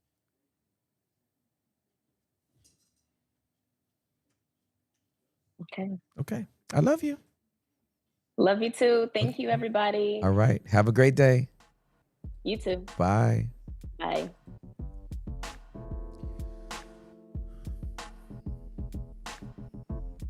Is this, I get to do this for a living? What? I love how normal you made the dinner plan for her. Yeah. Because it just gives her voice back, and it does make you normal. Hey, I happen to struggle with this. Yeah. If you're cool with it, you can eat if you want. Yeah, absolutely. I'm gonna do me. I'm gonna do me. I'm comfortable with that. I'm comfortable. Yeah. You know what I'm cool. saying? Like, Yeah. hey, there's something about dinner time. I'd rather do brunch. We should do, we you know, if you want me at my most comfortable, get me in some, listen, Juliet's from Bronx, right? The beautiful women in Bronx, they got on a bubble goose jacket for about 4 months. Yep. With some Timbos on and still look fine. You know what I'm saying? Face is on fleek. Baby hair is in place. Right? hoop earrings, nose earring, whatever they got on. Boom. It's just it is. So anyway, We're currently waiting on some callers. We got to confirm ghostlets in the chat. no worries. But that doesn't matter. But I'm so proud of. See, this is I'm so happy to see people, both Z and Brandy. They're just getting into their work. Like, hey, this is where I am. I'm trying to move. I'm trying to get some context around this so I can show up differently. Can you help me? That's what process group. That's what I spent 7 years in process group therapy. 8 hours a day, once a month for 7 years. And this is, now I get to bring it to y'all. That's all we're doing. This is all, everybody's just doing, everybody that calls is doing a check-in, and you get the whole space for them. They tell you the relational nutrients you need. You give them that, and you ask them follow-up questions that could hopefully make them think and give you, and you notice how the questions that were asked led to more details that gave her more understanding and gave me more understanding of what she was dealing with. Like, to know that she was not only the youngest of four, but there's a 7-year gap. Right. Or you're a firstborn fourth child. Everybody was older than you. Yeah. Right? When she was 7, the next oldest was 14. That's different if a 7-year-old's at the 14-year-old's high school. Yeah. That's different. When she was 15, her next oldest was 21. She could have snuck her into a club. Glad she didn't, but I'm just saying.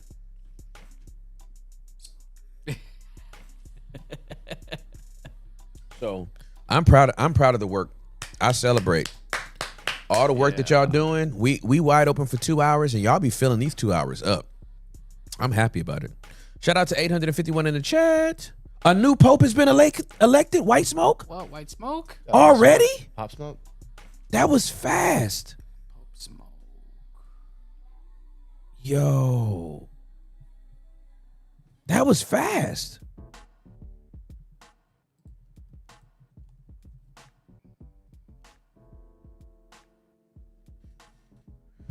Whoa. 6 minutes ago. Man, that's recent. White Smoke already? They was ready already. They was ready. Wow. But bro has to pick a name now. They name him or he selects it? He picks his own name. Oh, okay. Yeah. What if bro came out and was like, I'm gonna be Felix the Hunter? Felix the Hunter. Pope Felix the Hunter. What? So Tim, I have an anonymous caller Yeah. ready, lined up for you. My friend, you can say your name or you can choose to stay anonymous, but you are on the line with Tim Ross. Welcome to the show. Hi, good afternoon. Hey, good afternoon. How you doing? I'm doing good. I'm so happy to be on. I'm so nervous. Oh, no worries. Take your time. Yes, I'm so happy you guys took my call. I've been like messaging Derek and I've been like telling him, oh my God, no, I'm not going to get on. And then today I wanted to get on. So here I am. So glad you're here. What's Yes. going on?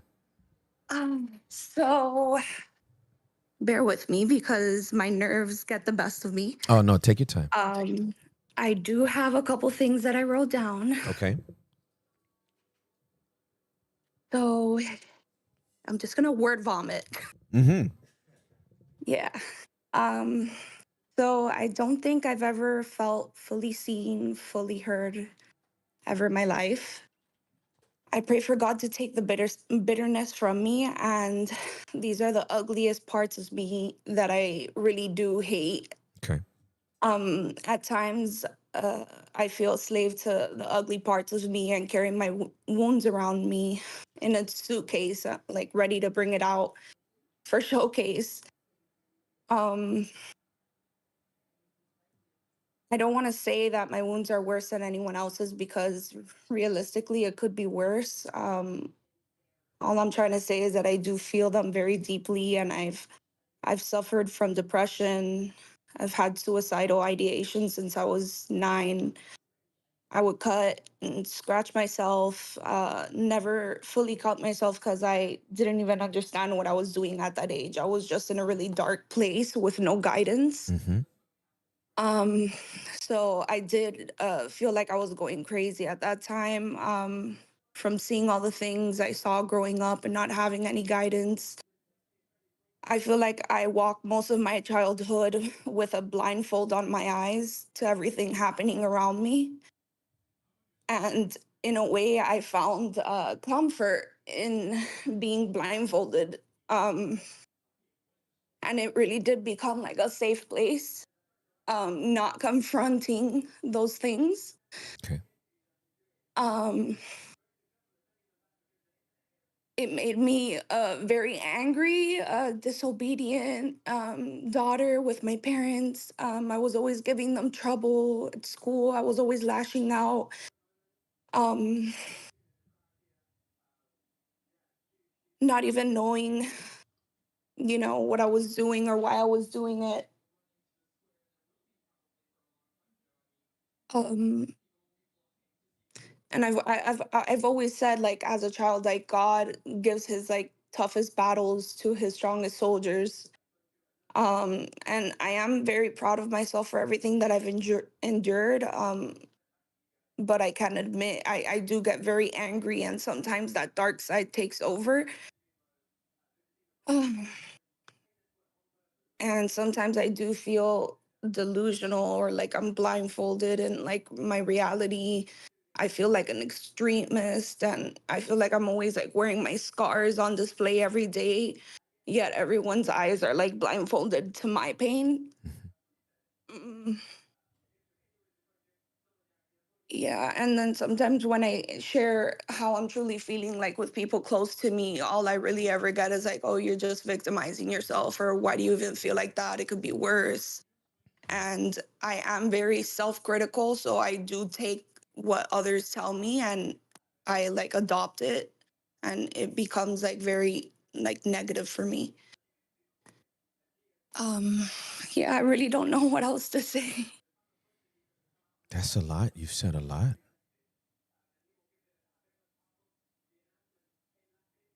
It has sounded like it's been very heavy. Yeah. What do you need today?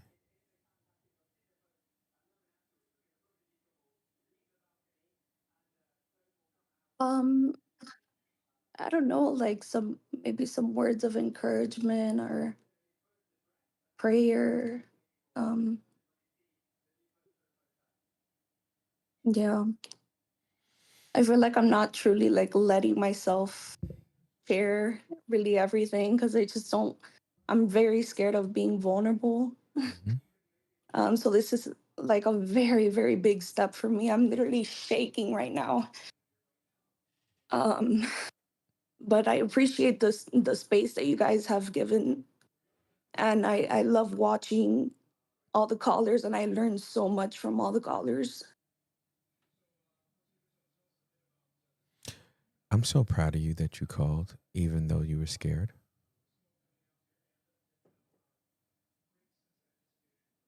I'm so proud that you would call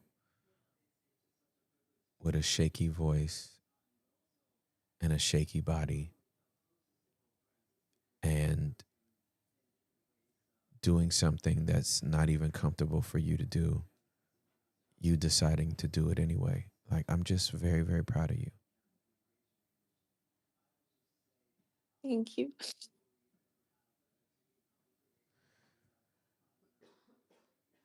Take a deep breath.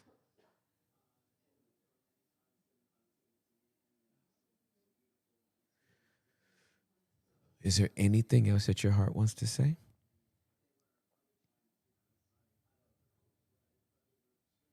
I'm just tired.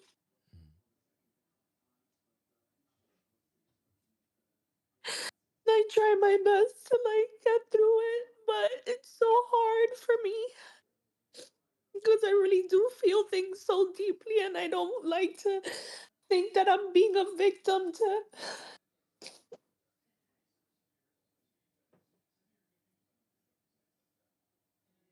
I'm just so tired of being anxious all the time and feeling like I can't get close to people or always having a wall up or just. And I really truly love, like, I love being around people. Like, I love making new friends, but it's just, I feel like it's just been ripped away from me. And it's been so hard for me to get through it. And I take like medication and it's like, it doesn't even work. And sometimes I feel like I'm just trying my best, but sometimes my best doesn't even feel like I don't even know what I'm saying. You're making sense.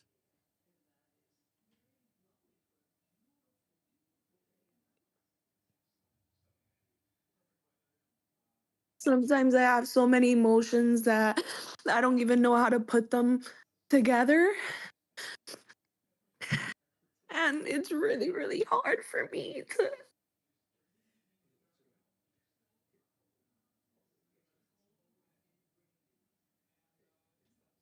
Thank you so much. You have no idea how much it means for me to have you listening and actually feel like you hear me and care, because I've never had that.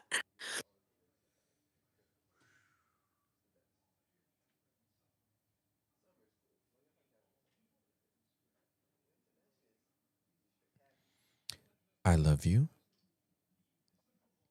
and you are not too much for me.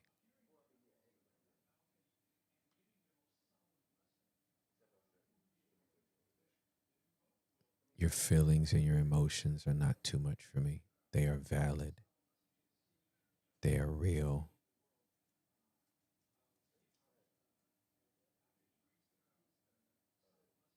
I hear you. I thought I'd be more prepared for this. I'm literally shaking. That's good. It's you're alive. You're alive and you're doing something unfamiliar, and it is very, very brave. What you're doing is so brave. You're being so courageous. And just you stepping out to let your voice be heard is a huge deal. It's huge.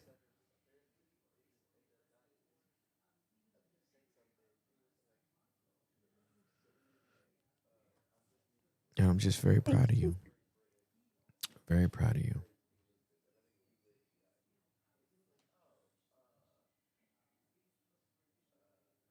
Also want to encourage you that it will not always be like this.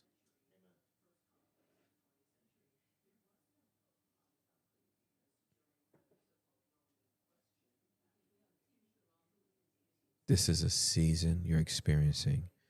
This is not a lifetime of pain. Yeah. And you're going to get through it. And you will be on the other side of it. And you will be stronger. You will be stronger.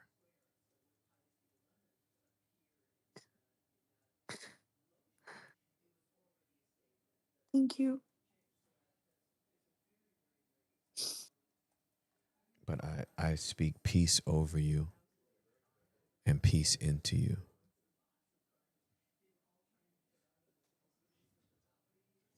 The enemy has fought so hard to keep you silent and not let your voice be heard. Yes. Yes. And I battle him on every fucking day. Mhm. He lost today. Yes, he did. He lost today, didn't he?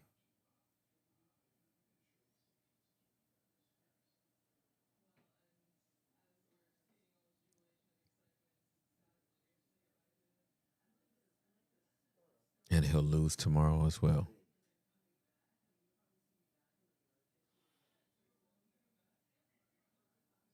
he'll lose the day after that, and the day after that, and the day after that. Because the more comfortable you become with your voice,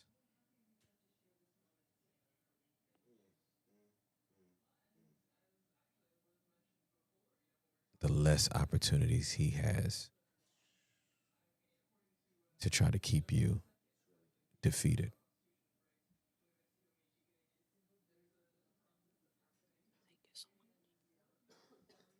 You're welcome so much.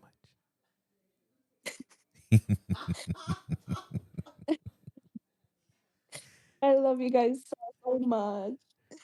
We love you. We love you You so guys much. make me laugh so much. You guys are literally a light. We're honored to serve you. We love you so much. I'm so proud of you. Like, I just cannot commend you enough for calling, for doing what felt like the opposite of what you felt like doing, wanted to do. And my encouragement to you is to keep talking. Yes. You got people who will listen to you. It obviously breaks our hearts when those that we love and our families and our circles of friends, when it feels like we're not connected with them and they don't want to hear us. But sometimes God just gives us another community. Yeah. So Thank you. I don't even know what I said. You can watch it back. hey, what you said was enough. I promise you. What you said was enough. Oh my gosh, I'm not gonna watch it back. Are you crazy? She's like, I just took my trash out to the curb. I'm not going back in there. I love it. I'm gonna pick on myself. No, I'm so proud of you. So proud of you. How do you feel? I feel good. I'm just like, oh my gosh, I'm so shaky. I feel like throwing up, but it feels good. Yeah, it's I know the feeling. I know what it is to speak for the first time and again to push past what you have felt. But I'm so proud of you. Thank you so much, Tim. Thank you, Hector. Thank you, Derek. Love you, I girl. love you so much, Love you. Julie. I wish you the best pregnancy ever. We love you, girl. You have a great day, okay? Keep up the good work. You too. Bye, Okay. guys. Thank you. Bye.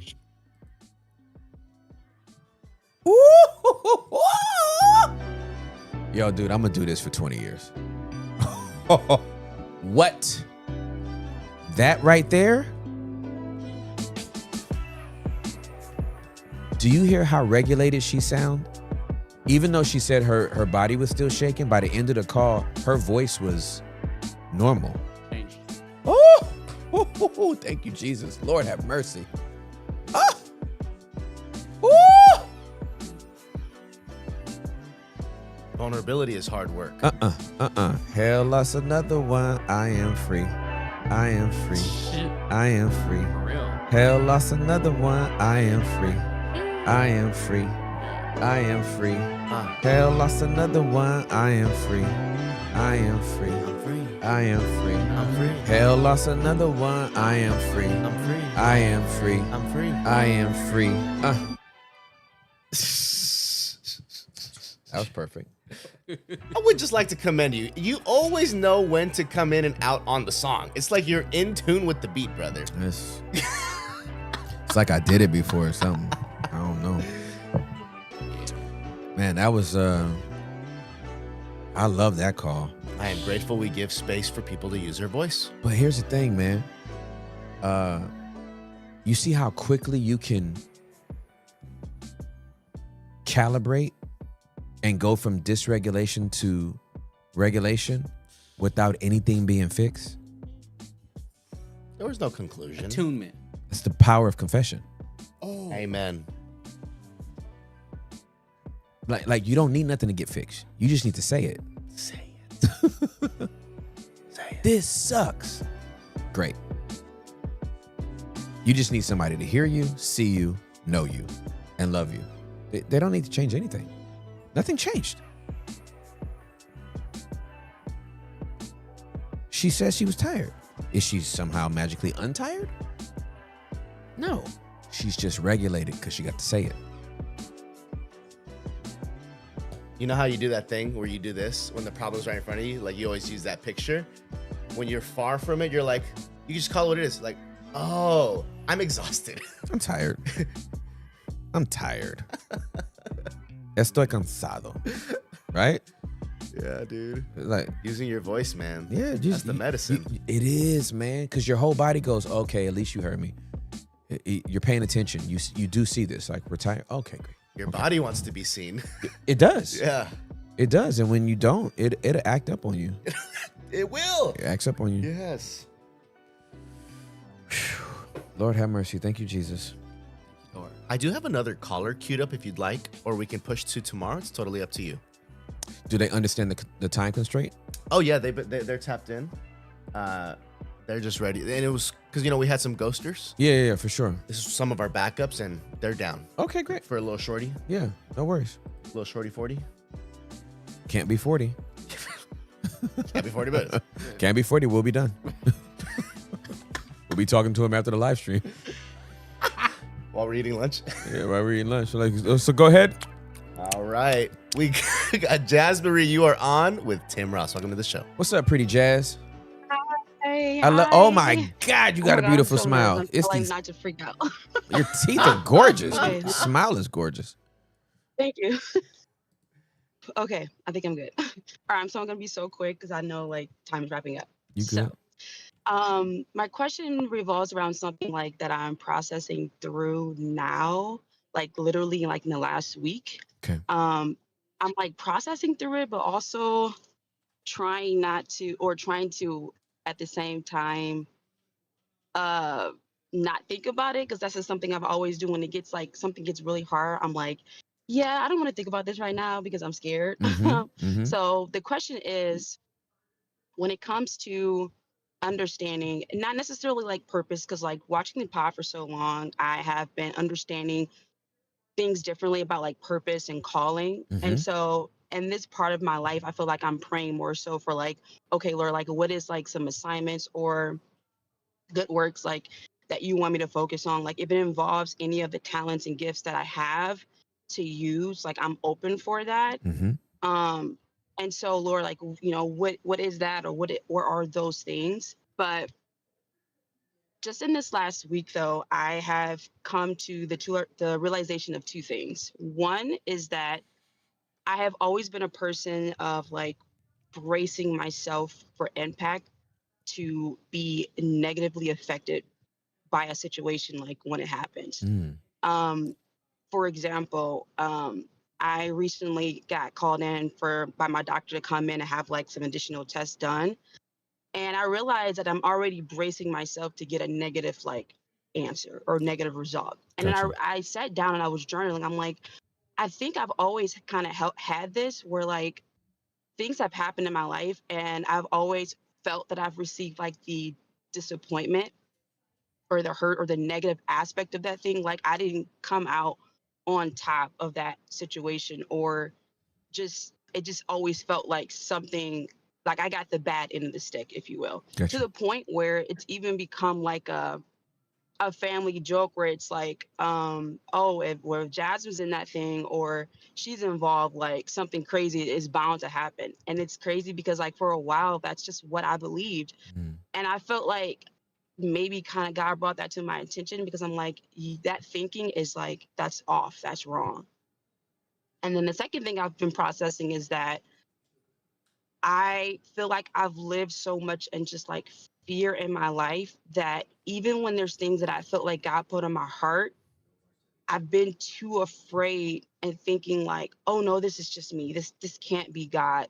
This isn't something that God is telling me to do. Or if I feel like he is telling me that, it just feels like I can't do it. Like I don't have what it takes to get it done.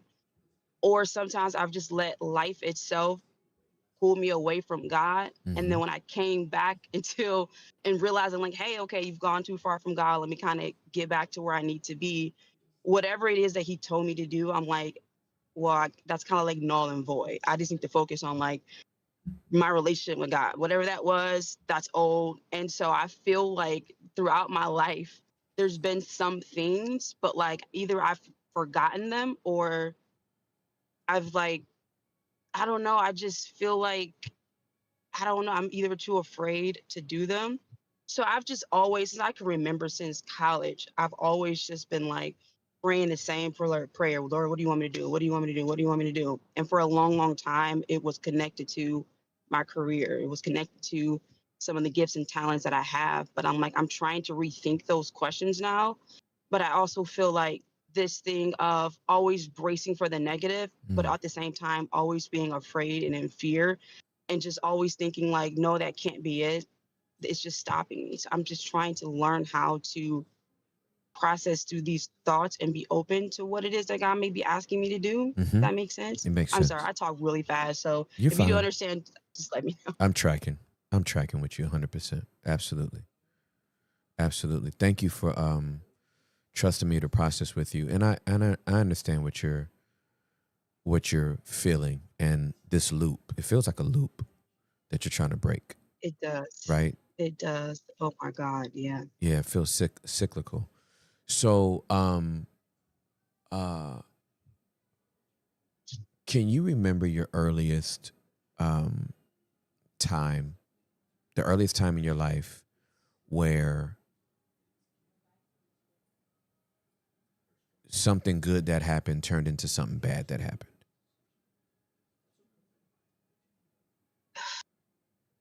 Um, I can't go back in terms of childhood wise, unless I take the time to really think about it. But I would Yeah. say the probably the first really hardcore disappointment, or that to that question, was when I was in college. I think I was a junior. Okay. Um, there was some stuff that had went on with my financial aid Mm-hmm. where it had to be like, I don't know, audited or something, which is something weird that happened with my financial aid. And I'm thinking like, I don't know, it'll work itself out. But that thing did not work itself out. And I basically ended up having a tuition bill at the end of that semester that I couldn't afford to pay and my parents couldn't afford to pay. So in my junior year of college, I had to drop out. Got it. And I tried to do all the things, the acts of faith, pray, believe God, you know, call, do works of action, call, see what I can find out, see what I could do. And that, it didn't work out. So after that time, I just kind of went into a downward spiral. It was crazy because I didn't know it. I just kind of felt like, oh, it was crazy, but there was nothing that I could do about it. And my parents would try to encourage me, say, oh, it's not the end of the world. It's going to be fine. Like, da da da da. But after some time, they were like, you're not the same. Like, you're just sitting around the house. You've given up mentally. And then we're seeing it physically showing through you. And I didn't even notice. And I was just like, and they were just like, you need to find a way of getting back to just moving forward, I guess. Mm-hmm. And that was really, really hard. I had to go into the workforce at that point. I didn't even want to think about school. I literally just gave up. Yeah. And I think that after that, I feel like after that mindset of like, oh, when you get into a situation, Jasmine, whatever happens, you're going to get the negative end of that situation. That's where it started. Got it, Jazz. That is, if everybody could pinpoint they sugar honey iced tea as fast as you just did, I'd do cartwheels in the street. All right, so let's talk about so there was a fusion that happened there. Okay. This situation with college went down. Okay. And your faith and your prayers in God and believing God was going to work it out was over here.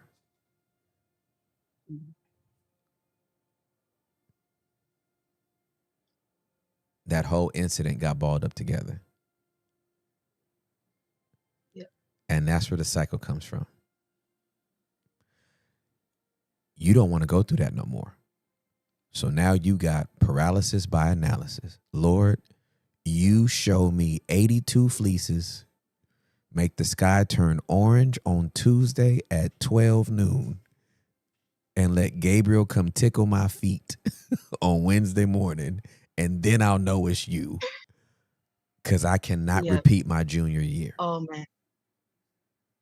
And then the other part to that, Tim, is that school was an idol for me for so many years. It wasn't until probably like 2018, 2019 that school just stopped being an idol, because I don't know, I think I just mentally worshiped it. I'm like, this is it. This is the thing that's going to be the thing that just sets me forward in life. And the other part of that is because I just never felt like I was good at anything. I was always the indecisive person. Even in school, you know, people say they have dreams and they have things that are good. I just never felt that I was good at anything. So going in college, even being in what I was in school for at the time, I'm like, okay, I think I got it, Lord. I think this is what you want me to do. So I'm gonna stick with this, and then we're gonna finish this out and ride this out, and then we'll go to the next thing. And then when that just stopped, I just didn't know what to do. And so the part of me that was like, you're not good at anything. That's something else I've just lived with, and I'm trying to process it and understand like that's not true. It's not true. Because it's always hard for me to accept when people tell me, oh man, you're really good at that and you should do this. And I've always just went along with what other people wanted me to do, other people's opinions about what I should do, because I never found it in myself. I never had any dreams to do anything. So I'm like, oh, you said I'm good at that, or I should do it. You're probably right. I should go do that. And so I'm trying at freaking 35 this year. I'm only trying to come out of that mindset. Yeah. But yeah, sorry. No, girl, I'm grateful that came up. That's it's so good. It's so good to realize and to know. Okay, so this cycle can be broken. Like, but it's gonna take you like being brave enough to do some stuff scared. And I can identify with you. I had a conversation yesterday with a person that was like, hey, you know, I had to give him a whole update. He's like me. We're just kind of off the grid, right? But he's really off the grid because he lives in like Montana or Wyoming. And so we talked yesterday, and I had to kind of catch him up on like the first 5 months of my life. And he's like, "Oh my God, I'm so sorry that happened with the business, and I know some guys that you can connect with right now that could probably." And my whole body locked up. I was like, don't you? I ain't trying to do that again. And obviously, I caught it. I try to catch stuff in conversation, even when it comes to myself. And I could feel my body. And I said, I probably need 6 months to a year before I can do this again. I will not let it turn into a lifetime of like, I'm walled off to this. I'll never do this again. It didn't work this time. And so therefore, I screw all those narratives. I know better than to, but I do need to give my body time I need to make sure I really process the hurt, the pain, the disappointment of that season, so that when I open myself up to it again, I will not be projecting what happened to me last time into this time. So I think it's going to be very, very important to you to ensure, because the only thing that gets us to do something again that hurt us or that disappointed us or that even harmed us is we have to grieve it. And what you do not grieve, you will not properly leave. Okay. And so I really need you, and you might have felt like you've already done this, and I'm telling you to do the hard thing and go back. I need you to go back to that disappointment and make sure everything you need to grieve about that, you got out. Okay. Even if it means some of that grief belongs to God. Like, God's big enough to handle it. Like, if you got to go back and be like, God, I thought you would, I don't know why you let me go through this, right? Which he's with us in our life, but we actually think God's up there like, I'm going to make this person step in dog doo-doo and track it in their carpet just so I can see how they act. He's with us through our life. Our life is just happening, right? And he's in it, and our steps are ordered and all that kind of stuff. And sometimes stuff just be going, it just don't work out. Right? You could have the favor of the Lord in your life, and somebody's stupid audit didn't bear out to give you the information that they lost your damn paperwork. They just lost it. Like all the angels in heaven, I guess they had to go save somebody's life because they couldn't find that damn paper. Right? So, but whatever grief, whatever anger, whatever frustration, just make sure you got it all out.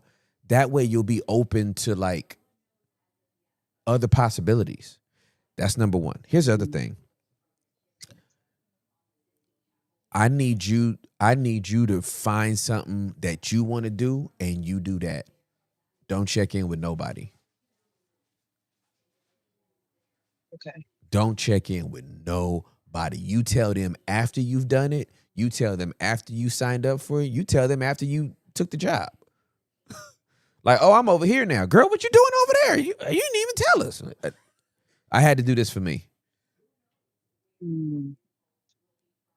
I wanted to do something that I genuinely wanted to do without nobody's feedback. So that's your homework. Grief work, and then do some that's just yours. It didn't come from nobody else. It wasn't nobody else's suggestion. It wasn't nobody else's advice. It's just something that you want to do. Okay. I can do that. Okay? All right.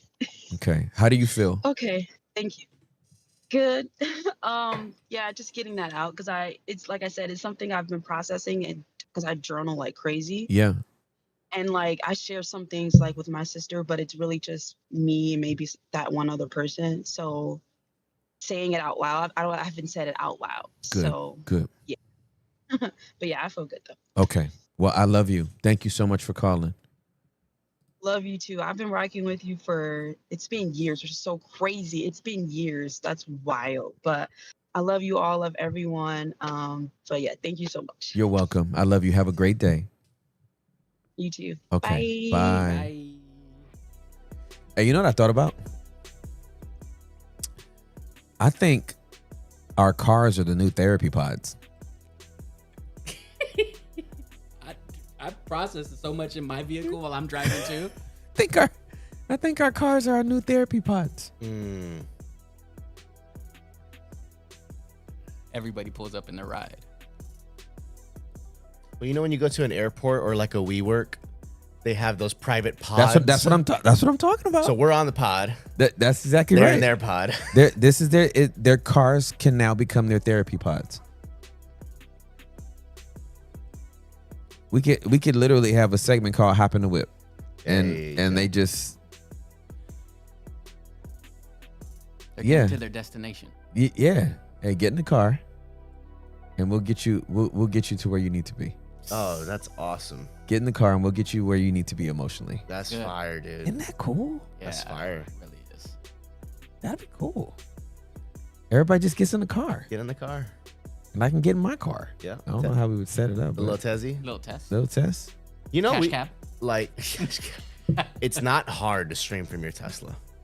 Maybe Just that. saying. If we ever wanted to be a little silly and just try it for funsies, I think we should. absolutely we can do it. I think we should. We got to confirm Tezzy stream locked in. Hey, we're gonna do it. We could do it Monday. Absolutely. For that gift we're going to bless our members with. Just want to throw that out there. We should announce it. We should just announce it. Okay. Yeah, we will announce it. And we got Bibles too. Just throwing that out there. Shout out members.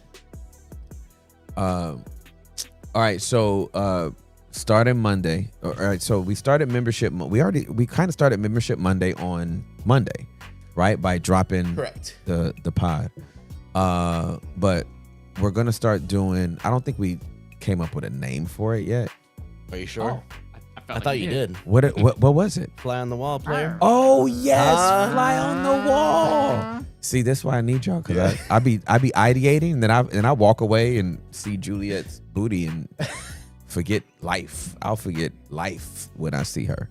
But yeah, so we're starting a thing called Fly on the Wall, which is 30 minutes after our shows on Monday. We're just going to decompress, kind of talk about whatever that show was about, what's coming up in the week, the basement pod that's dropping, and that's going to be exclusive for our members. So from 12 to 12:30. Live. From 12 to 12:30 live will just be for members. Obviously, the first 3 hours is with everybody, and then that last 30 minutes is just going to be with our members. Yes. And so, and we can get feedback from them and ideate with them and just kind of vision cast with them as well. But every Monday, 12 to 12:30, Fly on the Wall. So that's what it is. Member Monday is going to be loaded. Member Monday. Dude, they're getting wide open, the basement episode and an extra stream. And an extra stream. Boom. Chilling. Yeah. Member Monday. We don't think about our members. Because we do. Yes, we do. Yes, we do.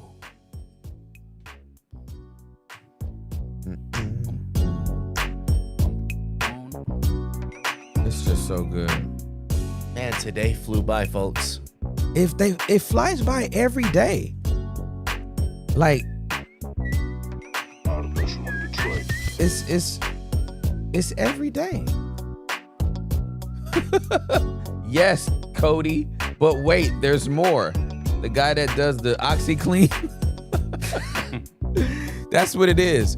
We got Members Monday. We got a 3-hour pod for you. We also have exclusive 72-hour drop of the basement episode for our members. But wait, there's more. If you become a member now, you will get this handy dandy Shamwood towel. Oh, wait a minute. Here's another thing that's about to go down for Member Mondays. Come on.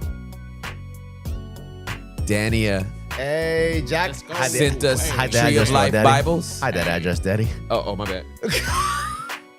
Sure. I'll make sure. Was it in there? Was it in so. there? Yeah, it wasn't. Yeah. Highly doubt it. Threw it away. Highly doubt it. We'll triple check. It was like a Bobby. Hide that address, Daddy. The address, Daddy, is crazy.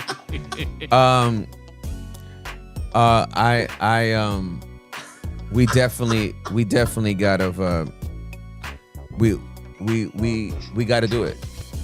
Daniah sent us Bibles. Yep. So we're gonna do some giveaways to our members. Yeah. And we'll start Monday with On Monday.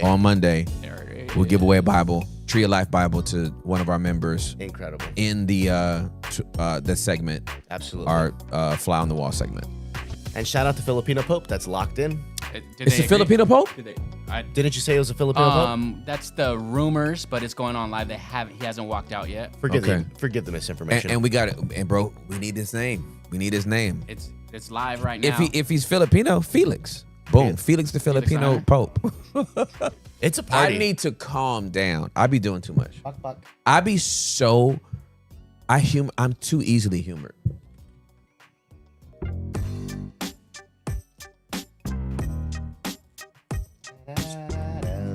It looks like World Cup out there in the Vatican. There's so many different flags, so many people.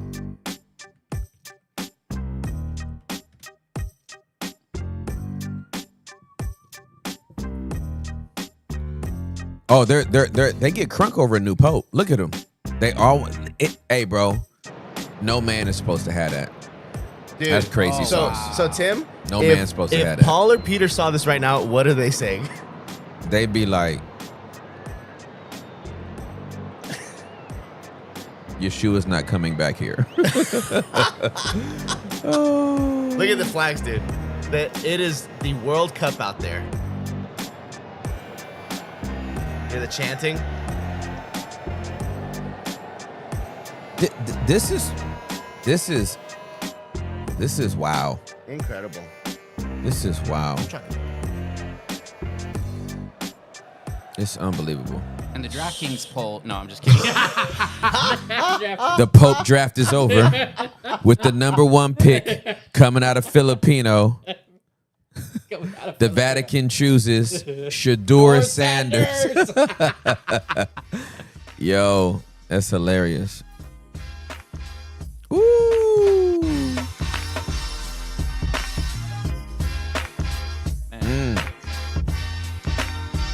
That beat is cracking. This beat is ending. Hey, everybody, it's been great. It's been a great 3 hours. I love you guys so much. Thank you to all of our callers. Thank you for trusting this space, calling in, just giving us the gift of your vulnerability. We don't take it for granted. I am Timothy Charles Ross. That is Hector Alejandro Guerrero. That's Derek Santiago, Juliana Buendia, Karlovich, and Baby Karlovich. That's what they would usually be, but they're not there right now. Bye.